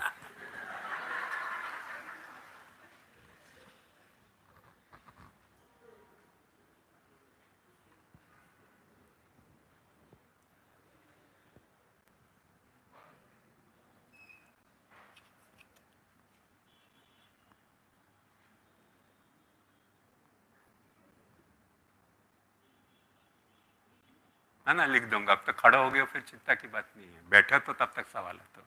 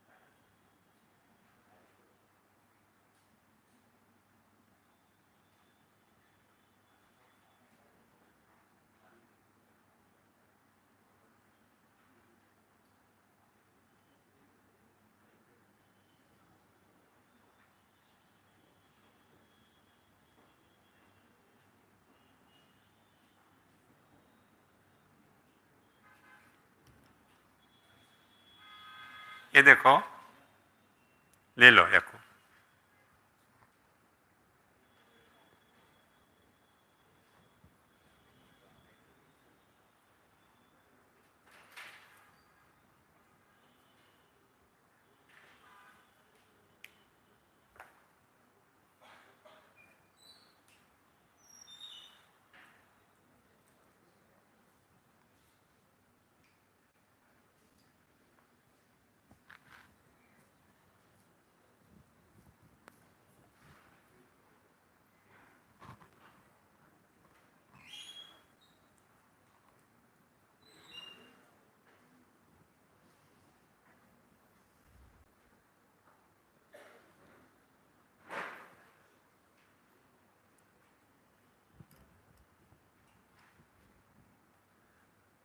गालिब को एक बहुत मजेदार शेर है, भुए गुल नाले दिल, दूधो चरागो महफिल, जो तेरी बज़्म से निकला सो परेशान निकला। मैंने वाकई महफिल में फूल रखे हुए थे, फूलन की सुगंध भी बहुत परेशान होकर निकली, और जो निशासा डाल रहे थे उनके निशासाएं भी बहुत निराशा होकर परेशान होकर निकले। और दूधे चरागे महफिल, और दिया को जो धुआं आता वो भी परेशान होकर यहाँ वहाँ घूम के बाहर में निकले। ऐसे अर्जुन के प्रश्न में कर्म क्या है, संन्यास क्या है, वो जो भी निकला सब परेशान निकला। कर्म भी परेशान होकर निकल रहे हो, संन्यास भी परेशान होकर निकल रहे हो। उसके बाद गालिब कह के आज जो कतरा न निकला बन के तूफान निकला। एक आंसू टपक गए तो एक बूंद तो प्रॉब्लम सोल्व हो गई थी, पर वो तो आगे नदी बहिया की। अर्जुन की समस्या इतनी गंभीर समस्या है कि आज जो कतरा न निकला वो बन के तूफान निकला। कितनी कर्म की यहाँ में प्रॉब्लम है, बापा ध्यान दो। प्रश्न अपने को सरल रह गया है कि यच्छ्रयम एते और एकम तन्मे ब्रूहि सुनिश्चितम। और या कर्म को अपन जरा भी विचार करें तो कितनी परेशान होकर ये सारी बातें हैं। ये अपन तो खाली शब्द अनुभव कर रहे हैं, पर अर्जुन को तो ये परेशानी सचमुच में हो रही है, कौन से कर्म करने, कौन सा कर्म नहीं करना, कौन सा कर्म संन्यास करना, कैसा संन्यास बेटर। ये सारे प्रश्न तो हैं कि नहीं।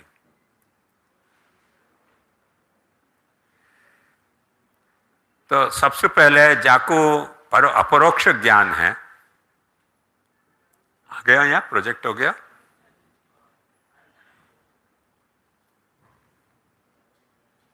अपरोक्ष ज्ञान को सबसे पहले होएगो यावत देहाभिमान, साक्षी भाव। जब तक देहाभिमान है तब तक अपने को साक्षी भाव से कर्म करना है। माने एक तरह की आलूफनेस निभाते हुए, डिसइन्वॉल्वमेंट निभाते हुए कर्म करना है।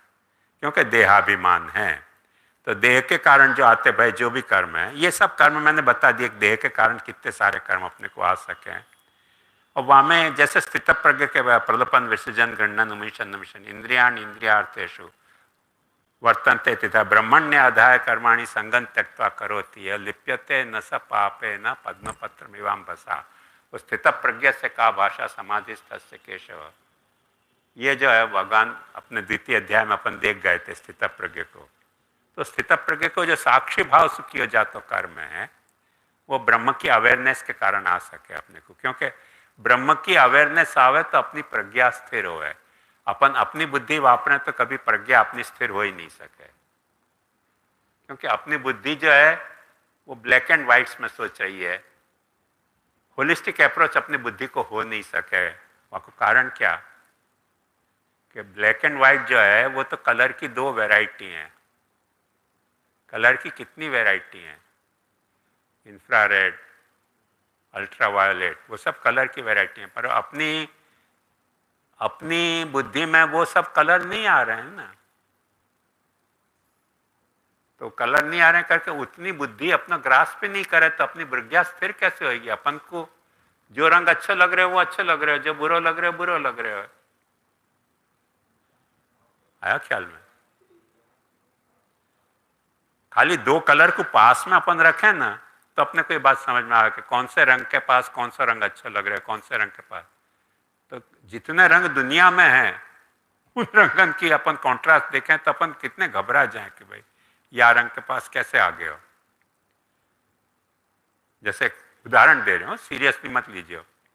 आपके थाली में कोई ढोकला पिरस है और समझे पीले रंग को नहीं हो के काले रंग को है, तो हिम्मत करोगे खाने की? करोगे? करोगे? तो अपनी अपेक्षा है कि भाई ढोकला है तो पीले रंग को होना चाहिए, खंडवी है तो पीले रंग की होनी चाहिए, और अचानक कोई काले रंग की रख दे तो अपन पहला रिएक्शन अपना क्या होएगा? कुछ लफड़ा है। ऐसे बाबर की ऑटोबायोग्राफी में लिखा है कि जब इंडिया में एंटर भयो ना तो वहाँ एक हिंदुस्तान को राजा હતો, वो सरेंडर हो गया, उनकी कौन लड़ाई करे, मारा मारी करे। सरेंडर होने के कारण वहाँ आपको फीस दी, दावत दी, भोजन किए। वहाँ मैंने बिलसारू रख दियो। बिलसारू समझो? केरी को चाशनी में भिजा के नरम बना के, जैसे अथाना मीठो तीखो हुए, ऐसे बिलसारू जो है वो मीठो हुए।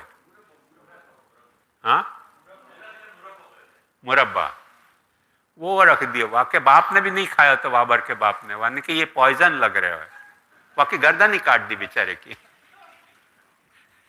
क्योंकि इतना मीठा वाने कभी खाया ही नहीं। तो अपने यहाँ बिलसारू खाने के लिए, मुरब्बा खाने के लिए लोग परेशान रहे।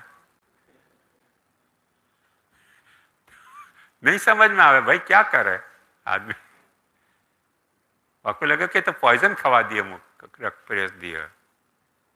तो अपने अपेक्षाओं में अपन, अपनी माइंड जो है ना वो ऐसे ही सोच है डिवीजन में। होलिस्टिक सोच पाना अपने लिए बहुत मुश्किल है, बहुत मुश्किल है। तो जो ब्रह्म को जाने वाकी प्रज्ञा स्थिर हो सके, अपनी प्रबुद्धि स्थिर हो ही नहीं सके। यही लिए स्थित प्रज्ञ कहो, स्थित धीन उत्तो नहीं प्रयोग आयो है। आयो ख्याल में? धी और प्रज्ञा में थोड़ा अंतर है। धी बुद्धिस्ट तत्काल किए हुए है, प्रज्ञा त्रैकाली की मता है। तो ये सारे कर्म के रहस्य के प्रकार हैं। और वहाँ में दूसरा प्रकार साक्षित भावना है। तीसरा प्रकार एक द्वैतवादी को है कि हम अंश हैं, वो अंशी है, हम जीव हैं, वो ईश्वर है, हम नियम में हैं, वो नियामक है। तो वाने जो विधान बनायो है लीलया, वाको हमको अनुरूप बरतना चाहिए। वो ब्रह्म की साक्षात अवेयरनेस होने के बाद भी तदनुरूप बरतने की जो एक भावना है द्वैतवाद वाली है। और एक शांकरन की भावना है कि सब माइक है, ब्रह्म ज्ञान हो गया तब तक तुमको अमाइक लगे, और जैसे ही ब्रह्म ज्ञान भयो ऐसे ही सब कुछ माइक लगेगा। तो ये तीन होलिस्टिक अप्रोच से कहे गए। अपन शांकर मत भी जो है वो बेसिकली ब्रह्म को ज्ञान है ना, तो ब्रह्म ज्ञान को स्वरूप उनके यहाँ ऐसा है कि ब्रह्म ज्ञान होते ही सब कुछ माइक हो जाए, ब्रह्म ज्ञान नहीं भयो तो सब वास्तविक लगे, ब्रह्म ज्ञान होते ही सब कुछ माइक हो जाए। तो ये जो है वो होलिस्टिक अप्रोच है। आपको मैं समझी इतनी बात आपको क्लियर कट समझ में आएगी। कर्म के प्रकार में ये बात खास ध्यान देने की है। एक या के बाद हेलो जी, या को अपरोक्ष ज्ञान क्यों कह रहे हैं? स्पेसिफिकली अपरोक्ष क्यों ला रहे हैं? परोक्ष अपरोक्ष ऐसो बाइफर्केशन। जो तुम्हारे इंद्रियन की रेंज में ज्ञान हो रहे हो है वो अपरोक्ष ज्ञान है, और जो इंद्रियन की रेंज से बियॉन्ड है वहाँ को तुमको ज्ञान तो वही है ना, वो परोक्ष ज्ञान हुआ है। जैसे धर्मेंद्र को ज्ञान तो को अपरोक्ष है, पर तेरे दादा के दादा के दादा को ज्ञान परोक्ष है कि अपरोक्ष है?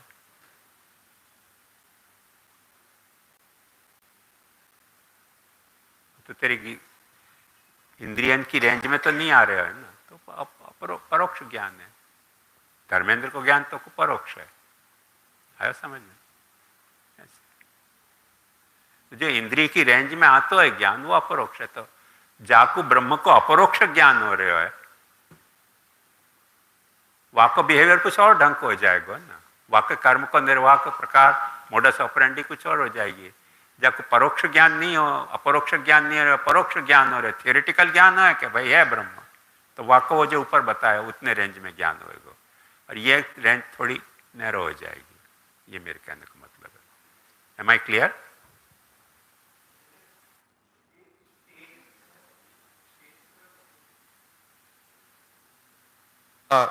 ये स्टेज की तरह देखना चाहिए लेवल क्या, या को स्टेज के लेवल पे देखना चाहिए, स्टेज के लेवल पे देखना चाहिए।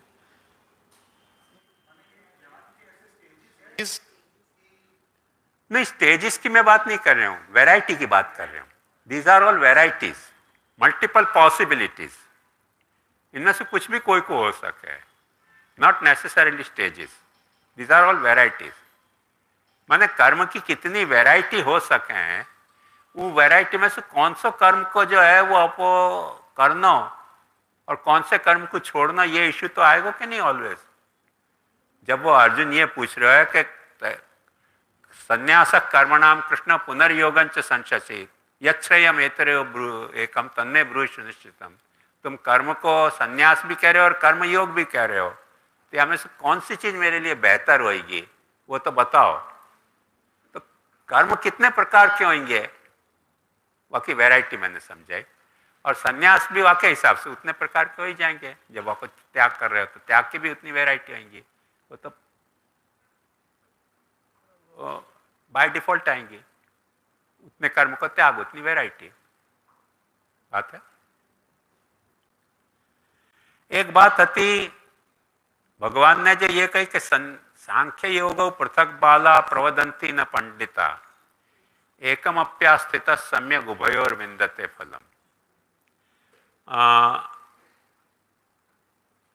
मैंने शायद तो समझाया था लास्ट टाइम में, ये आपको याद नहीं हो, क्योंकि मुझको भी याद नहीं रहे हो।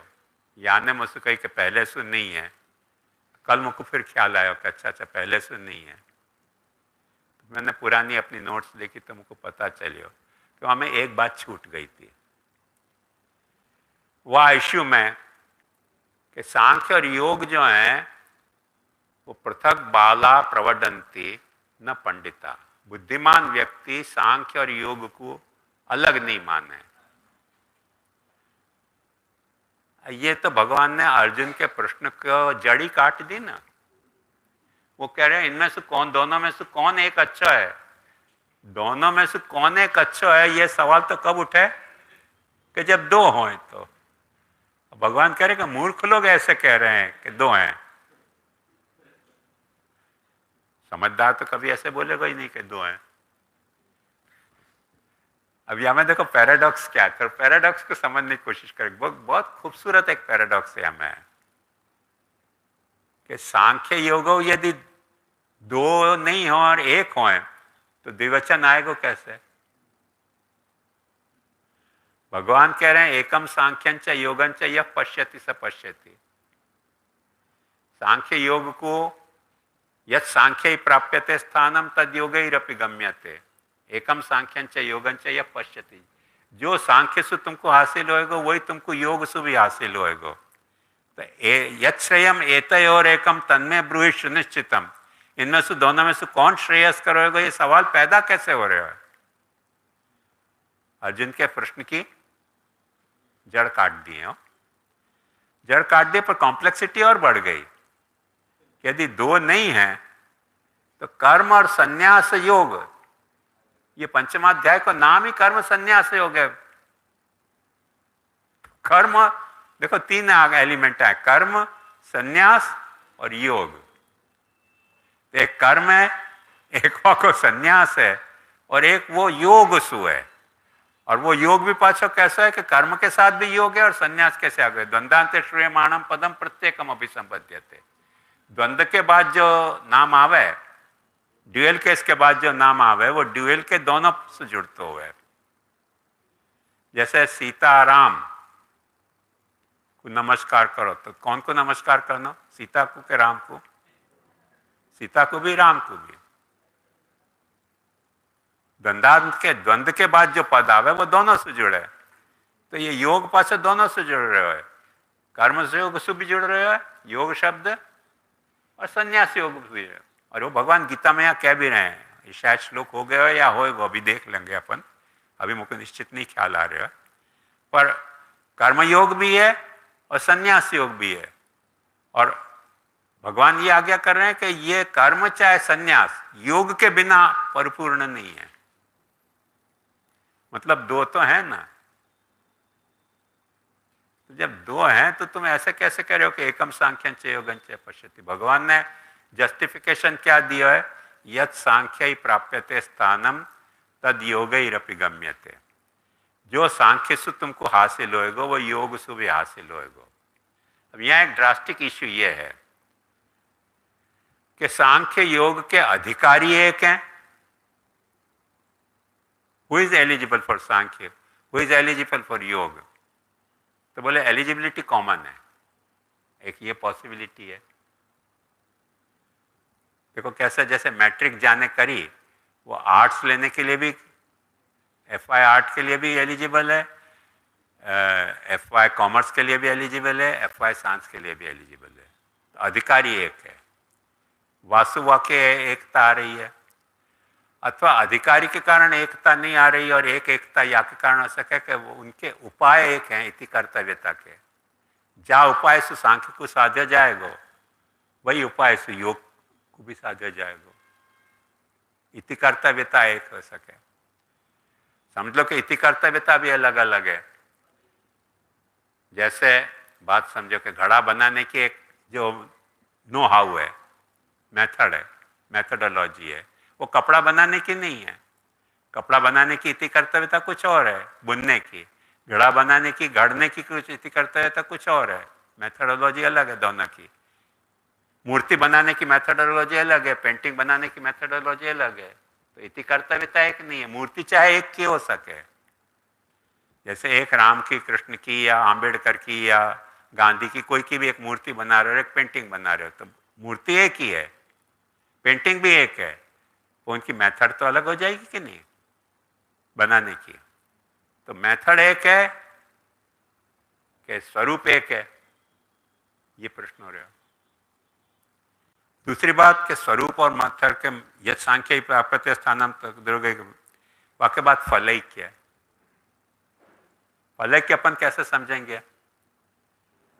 तो जैसे अपन समझ सकें अपने पुष्टि मार्ग के कॉन्टेक्स्ट में ही आपको समझना हो कि चित्र सेवा पधराओ या स्वरूप सेवा पधराओ, पुरुषोत्तमत्व दोनों में एक है। ऐसे नहीं कि बालकें करते रहे बेवकूफ़ी कि चित्र सेवा पुष्ट करने के कुछ थोड़े दाम हुए हैं, कुछ स्वरूप सेवा पुष्ट करने के ज़्यादा दाम हुए हैं।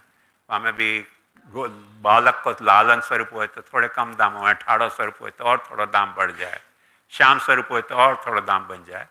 ये तो बेवकूफ़ बनाने के धंधा है, धंधा के काम है ये सब। ठाकुर जी में प्रभेद नहीं हुआ है। ठाकुर जी में अपने वस्त्र की भी सेवा हो सके है, गिरिराज जी की भी सेवा हो सके है, शालिग्राम की जिनको न तो कोई मुख है, न हस्त है, न चरण है, उनमें पुरुषोत्तमत्व में कोई अंतर नहीं है। अपन ने ग्रेडेशन बना रखे हैं कि वैष्णव के ठाकुर जी जो हैं वो पाछे खेलने के अलग, सेवा के अलग, रमता ठाकुर जी अलग, जमता ठाकुर जी अलग, जमवा पण पाछा दूधघर ना अलग, और क्या नहीं, सकड़ी अनसकड़ी के बीच में, दूधघर के बीच में एक और आवे ना कैटेगरी, हाँ, नागरी ना ठाकुर जी अलग, पछी अनसकड़ी ना अलग, सकड़ी ना अलग, पछी कुआनी अप्रसना अलग, नलनी अप्रसना अलग, पछी हवेली ना ठाकुर जी अलग। ये सब बेवकूफ़ बनाने के धंधा, पैसा ऐंठने के धंधा, और कुछ हमें कोई सार नहीं है। ठाकुर जी सब एक सार हैं। यदि ये एक सार नहीं होते हो तो बालक तुम्हारे यहाँ नहीं खा रहे तो आपको पुरुषोत्तमत्व घट जाना चाहिए, खाते हुए वक्त बढ़ जाना चाहिए सकड़ी के। तो जो बालक खावे वह प्रधानी के लिए आपको पूछो कि सकड़ी खाओगे तो 100 रुपया भेंट धरेंगे, नहीं सकड़ी खाओगे तो 1 रुपया देकर पटा देंगे तुमको। क्योंकि ठाकुर जी की वैल्यू घट जाती हो तो तुम्हारी भी घट जानी चाहिए, ऐसे थोड़ी हो रहे हो। ये तो धंधा धंधा की बातें सब हो, ऐसी सब बातें भी हो सब जगह। मेरे कहने का मतलब क्या है, बात ध्यान से समझो कि अपरस तुम ज्यादा पाल रहे हो तो ठाकुर जी में पुरुषोत्तमत्व बढ़ जाएगा, अपरस नहीं पाल रहे हो तो ठाकुर जी में पुरुषोत्तमत्व घट जाएगा। तो जो बालक हैं यूरोप अमेरिका जा रहे हैं उनकी अपरस छूट गई तो उनको पुरुषोत्तमत्व घट गए हो। जो जा नहीं रहे मेरे जैसे, उनको पुरुषोत्तमत्व ज्यादा होना चाहिए। ऐसा थोड़ी है, ऐसा है क्या? ये सब बेकार की बातें हैं। चलें पर याद तरीके को चले सब जगह, तुम लोगों को भी पसंद आवे। हमारे बड़े मंदिर में तो ऐसा होता था कि बाल कृष्णलाल की सोना की झारी को प्रसादी जल बांटने के लिए मुखिया जी को 10 रुपया मिलते, और जो ठाकुर जी की चांदी की झारी होती वो बड़ा मुखिया जी नहीं बांटते, छोटे मुखिया जी बांटते, तो आपको 2 रुपया मिलते। ठाकुर जी को महत्व, कोने सोनानी झारी आवे छे ने कोने चांदीनी झारी आवे छे। तो छोटे मुखिया बेचारे रोते रहते कि ना ना हमारी पासे पण छे। और हकीकत ये होती थी वहां देखने लायक कि ठाकुर जी की जब झारी ठलाई जाए ना तो सोना की और चांदी की दोनों एक हांडा में ठलाई जाती, वो मिक्सअप हो जाती थी। और बड़े मुखिया जी को क्योंकि राइट है तो सोना की झारी को प्रसादी जल बांटने को, तो उनको ज्यादा रुपया मिलते थे। तो छोटे मुखिया रोते ही रहते। वो वैष्णव को चुपचाप कान में कहते हमने सोनानी झारी न प्रसादी जल हमारी पास है। वैष्णव पर मानते नहीं, क्योंकि छोटे मुखिया है ना, उनको बड़े सोना की झारी को अधिकार नहीं है। तो ऐसे सब अपन ने जो पैरामीटर घर रखे हैं उनको पुरुषोत्तमत्व में घटबढ़ नहीं हो है, सब घड़ी भई बातें हैं, ये सब धंधा की बातें हैं।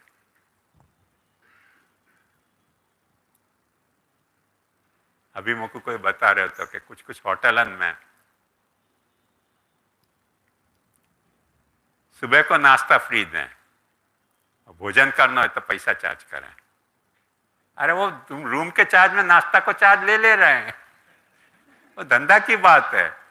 अपन ग्राहक समझे कि हाँ सुबह को नाश्ता होता, अपना अपन यहाँ पाछे कि यार टूरिस्ट कैसे हुए को नाश्ता ही कर लें खूब पेट से, खाने के लिए वो नहीं जाए। दोनों एक दूसरे को बेवकूफ बना रहे हो यार। वो फ्री दे रहे हैं ना, वो समझे कि फ्री दे रहे हैं करके नाश्ता खूब खा लो, भोजन नहीं करना है, दिन भर घूमेंगे। दोनों एक दूसरे को ठग रहे हैं, और दोनों को एक दूसरे को ठगने में मजा और ठगाने में भी मजा आ रहा है। ये पाछी ब्यूटी है। तो सब जगह धंधा में यही तरह का काम चले, ठगने और ठगाने में मजा आता है, वहां को नाम धंधा। कोई अपने को लूट के ले जाए तो मजा नहीं आवे, पर ठग के ले जाए तो मजा आवे। कहाँ मजा आ गई, फ्री ऑफ चार्ज नाश्ता मिल रहा, खूब खाओ डोसा, खूब खाओ। ये आनंद की बातें हैं सब। ये सब सिद्ध करे कि जगत एक लीला है, नॉट टू टेक सीरियसली। खोटी बात कह रहे हो? तो ये जो ऐक्य है वो कैसे ढंग को है? अथवा एक बात ये हो सके सांख्य योग की कि दोनों दो विद्या हैं अल्टीमेटली, पर सांख्य भी और योग भी हैं तो भगवान की विद्या शक्ति के 5 पर्व। पर्व माने ये, जैसे या उंगली में 3 पर्व हैं, या उंगली में 3 पर्व हैं, 1 2 3, ऐसे विद्या के 5 पर्व हैं। या अर्थ में सांख्य योग एक है, ये भी एक हो सके। पर्व भेदे भी विद्या ऐक्यत्वात् ऐक्यम। तो सांख्य योग पृथक बाला प्रवदंती न पंडिता एकम अप्यास्थित सम्यक उभयोर विंदते फलम।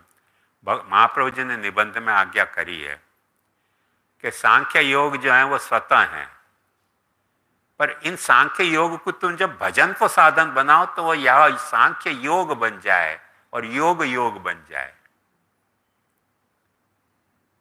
क्योंकि योग को मतलब क्या है? जुड़ना। तो कोई भी चीज को जा वक्त तुम जुड़ने को माध्यम बना रहे हो ईश्वर सु, तो वो स्वतः नहीं रह के परत हो जाएगा। और सांख्य और योग यदि तुम कर रहे हो तो स्वतः है, तुम्हारे खुद के एफर्ट से। तो वह सांख्य से यदि तुम भगवान से जुड़ना चाह रहे हो, वह योग से यदि तुम, जैसे एक सामान्य बात समझो, अभी आपको समझ में आ जाएगी। आजकल विपश्यना बहुत प्रसिद्ध है। विपश्यना में अपन भगवान से नहीं जुड़े हैं, अपनी सांस से जुड़े हैं, अपने अंदर के बॉडी के बायोलॉजिकल मैकेनिज्म से जुड़े हैं। हम भगवान को ध्यान धरने की जरूरत नहीं है, तो वो योग है। वही योग से जब ईश्वर चिंतनम, ईश्वर पर तुम ध्यान लगा रहे हो, तो वो ईश्वर, वो योग जो है वो योग योग हो गए हो, क्योंकि तुमने ईश्वर को वहां में पार्टी बनाए हो। आया? वही भक्ति, तुम ईश्वर को पार्टी बना के कर सको, बिना भक्ति ईश्वर को पार्टी बनाए भी भक्ति कर सको। ज्ञान भी जो है वो ईश्वर को पार्टी बना के कर सको। ऐसे ही वैराग्य में भी तुम ईश्वर को पार्टी बना रहे हो, माने भगवान के लिए वैराग्य। क्यों वैराग्य ले रहे हैं? भगवान के लिए। हम भगवान के लिए वैराग्य नहीं रहे, हमको विषय में वितृष्णा हो गई है, विषय से हमको अरुचि हो गई है, विषय से अरुचि हो गई है, या लिए वैराग्य ले रहे हैं। तो वो वैराग्य पाछा योग नहीं हो जाएगा। तो वैराग्य योग भी हो सके, वैराग्य साधना भी हो सके, सांख्य भी योग हो सके, योग को भी योग हो सके। तप भी जो है वो तुम काय के लिए कर रहे हो? वैराग्यम सांख्य योगश्च तपो। तप जो है वो तुम काय के लिए कर रहे हो? भगवान से जुड़ने के लिए कर रहे हो। कि जैसे हिरण्याक्ष ने, हिरण्यकशिपु ने कियो, और भी कई लोगों ने ऐसे कियो, भस्मासुर ने कियो योग, तपस्या की। ऐसे बहुत तपस्या असुर लोग भी करते थे। वो तपस्या काय के लिए करते थे? ईश्वर से जुड़ने के लिए नहीं, अपने कुछ हासिल करने के लिए। तो योग नहीं है। फिर ध्यान से समझो, योग माने पातंजल योग अलग है, और यहां जो योग है वो अलग है। जाप मैथड से ईश्वर से जुड़े हो जाए। तो महाप्रभु जी ने यह बात को खुलासा निबंध में किया कि एके नापि भजन नीशम दृढ़म भक्ति मवाप्ने याद। इन पांचों विद्यान के परोस एक से भी तुमने यदि ये यद सांख्य प्राप्यते स्थानम तद योगैरपि गम्यते एकम सांख्यंच योगंच की पॉलिसी महाप्रभु जी ने अडॉप्ट करी है। वहां यहाँ दो के बीच में है, महाप्रभु जी 5 के बीच में कह रहे हैं कि वैराग्यम सांख्य योगश्च तपो भक्तिश्च केशवे। इनमें से कोई भी एक को तुमने ईश्वर के साथ जोड़ने को माध्यम बनाए हो तो तुमको भगवान प्राप्ति होगी। नहीं जोड़ने को बनाए हो तो जो तुम जाके लिए कर रहे हो वो होगा। क्या? जैसे एक सामान्य बात समझो, रसोई तुम बना रहे हो, अपने खाने के लिए बना रहे हो, परिवार को खवाने के लिए बना रहे हो, भूखे को खवाने के लिए बना रहे हो, भगवान को भोग धरने के लिए बना रहे हो। तो रसोई बनाना भी योग हो सके,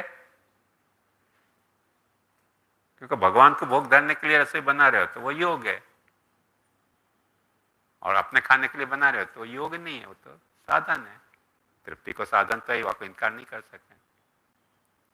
तो ऐसे हर चीज को जा वक्त अपन भगवान से जोड़ने के लिए बनावे। रजनीश बहुत एक अच्छी बात कहते थे कि व्यर्थ में हरे राम हरे कृष्ण क्यों करते हो, कोको कोला क्यों नहीं जपते हो? कंसंट्रेशन तो कोको कोला जपने से भी हो जाएगा। सच बात है। माला 108 फेरो, Coca Cola Coca Cola Coca Cola Coca Cola, concentration होएगा कि नहीं होएगा? व्यर्थ में कहते तो कंसंट्रेशन इश्यू एक अलग है, और कंसंट्रेशन से भगवान से जुड़ना एक अलग चीज है।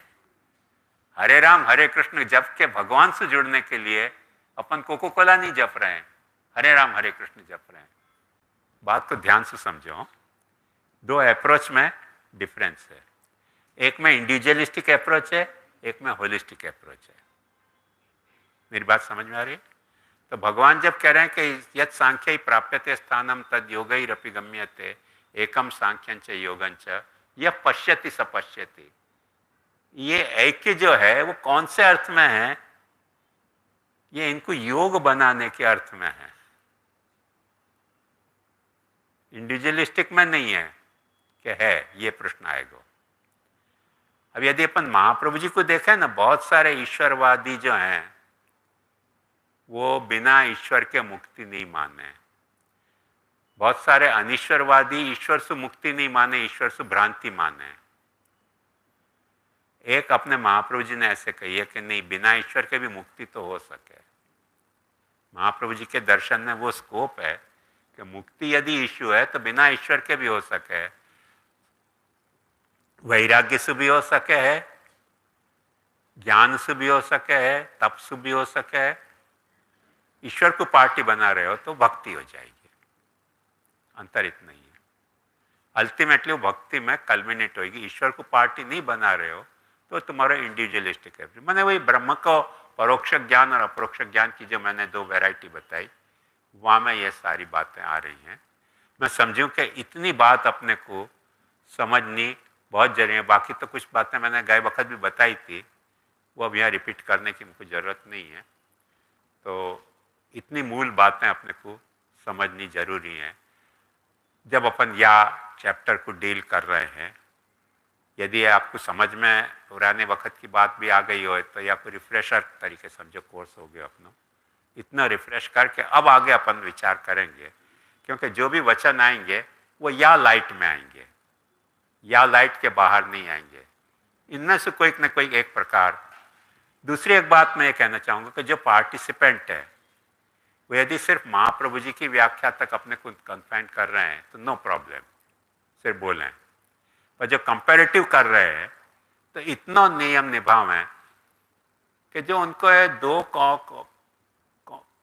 जो कमेंट्री में डिफरेंस है वाकू बोले, आखी कमेंट्री नहीं बोले। वो अपने को डिसिप्लिन निभानी चाहिए।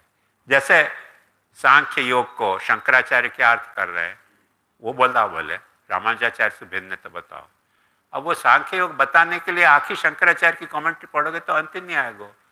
गीता पे कम से कम 27 कमेंट्री हैं, तो 4-5 कमेंट्री को अपन ने अनुवाद भी कर दिया तो क्या फर्क पड़ेगा। या लिए जो कंपैरेटिव बोलना चाह रहे हैं वो या केयरफुल है कि जो कॉमन है वह को नहीं एक्सप्लेन करें, जो अनकॉमन है दूसरे कमेंटेटर को जो कंपैरेटिव कर रहे हैं और केवल महाप्रभु जी को ही कर रहे हैं तो कोई सवाल नहीं है। इतनी सी एक सेल्फ रिस्ट्रिक्शन रख के पार्टिसिपेट करें। थोड़ा अपन इंटरवल कर लें फिर अपन आगे करेंगे।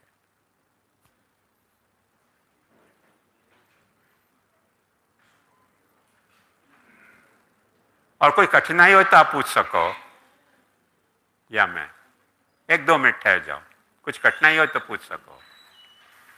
मेरे समझ से तो मैंने एक्सप्लेन तो किया है, पर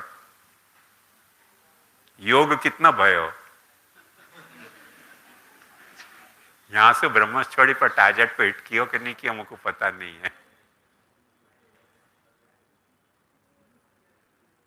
यहाँ प्रेजेंट जो पार्टिसिपेंट है उनने या जो ऑनलाइन पार्टिसिपेट कर रहे हैं उनको कोई को कुछ है? आपको कोई सवाल है? बहुत अच्छे। हेलो हेलो जी जी, आपने यहाँ कही कि सांख्य और योग को जो ऐक्य है वो यहाँ पे योग की दृष्टि से, तो महाप्रभु जी जो बाल बोध में कह रहे हैं सांख्य और योग स्वतः मोक्षी प्रक्रिया में, वहाँ कौन सी दृष्टि से ऐक्य कह रहे? जो फलम एकम अबाह्यतः वही दृष्टि से कह रहे या अधिक कोई? हाँ, सिर्फ फलम एकम अबाह्यतः वही बात है। ये पंचमाध्याय में जो बात आ रही है ना, वही कोई महाप्रभु ने बाल बोध में संक्षेप किया, पर वहां से यहाँ 2 आ रहे हैं पर्व।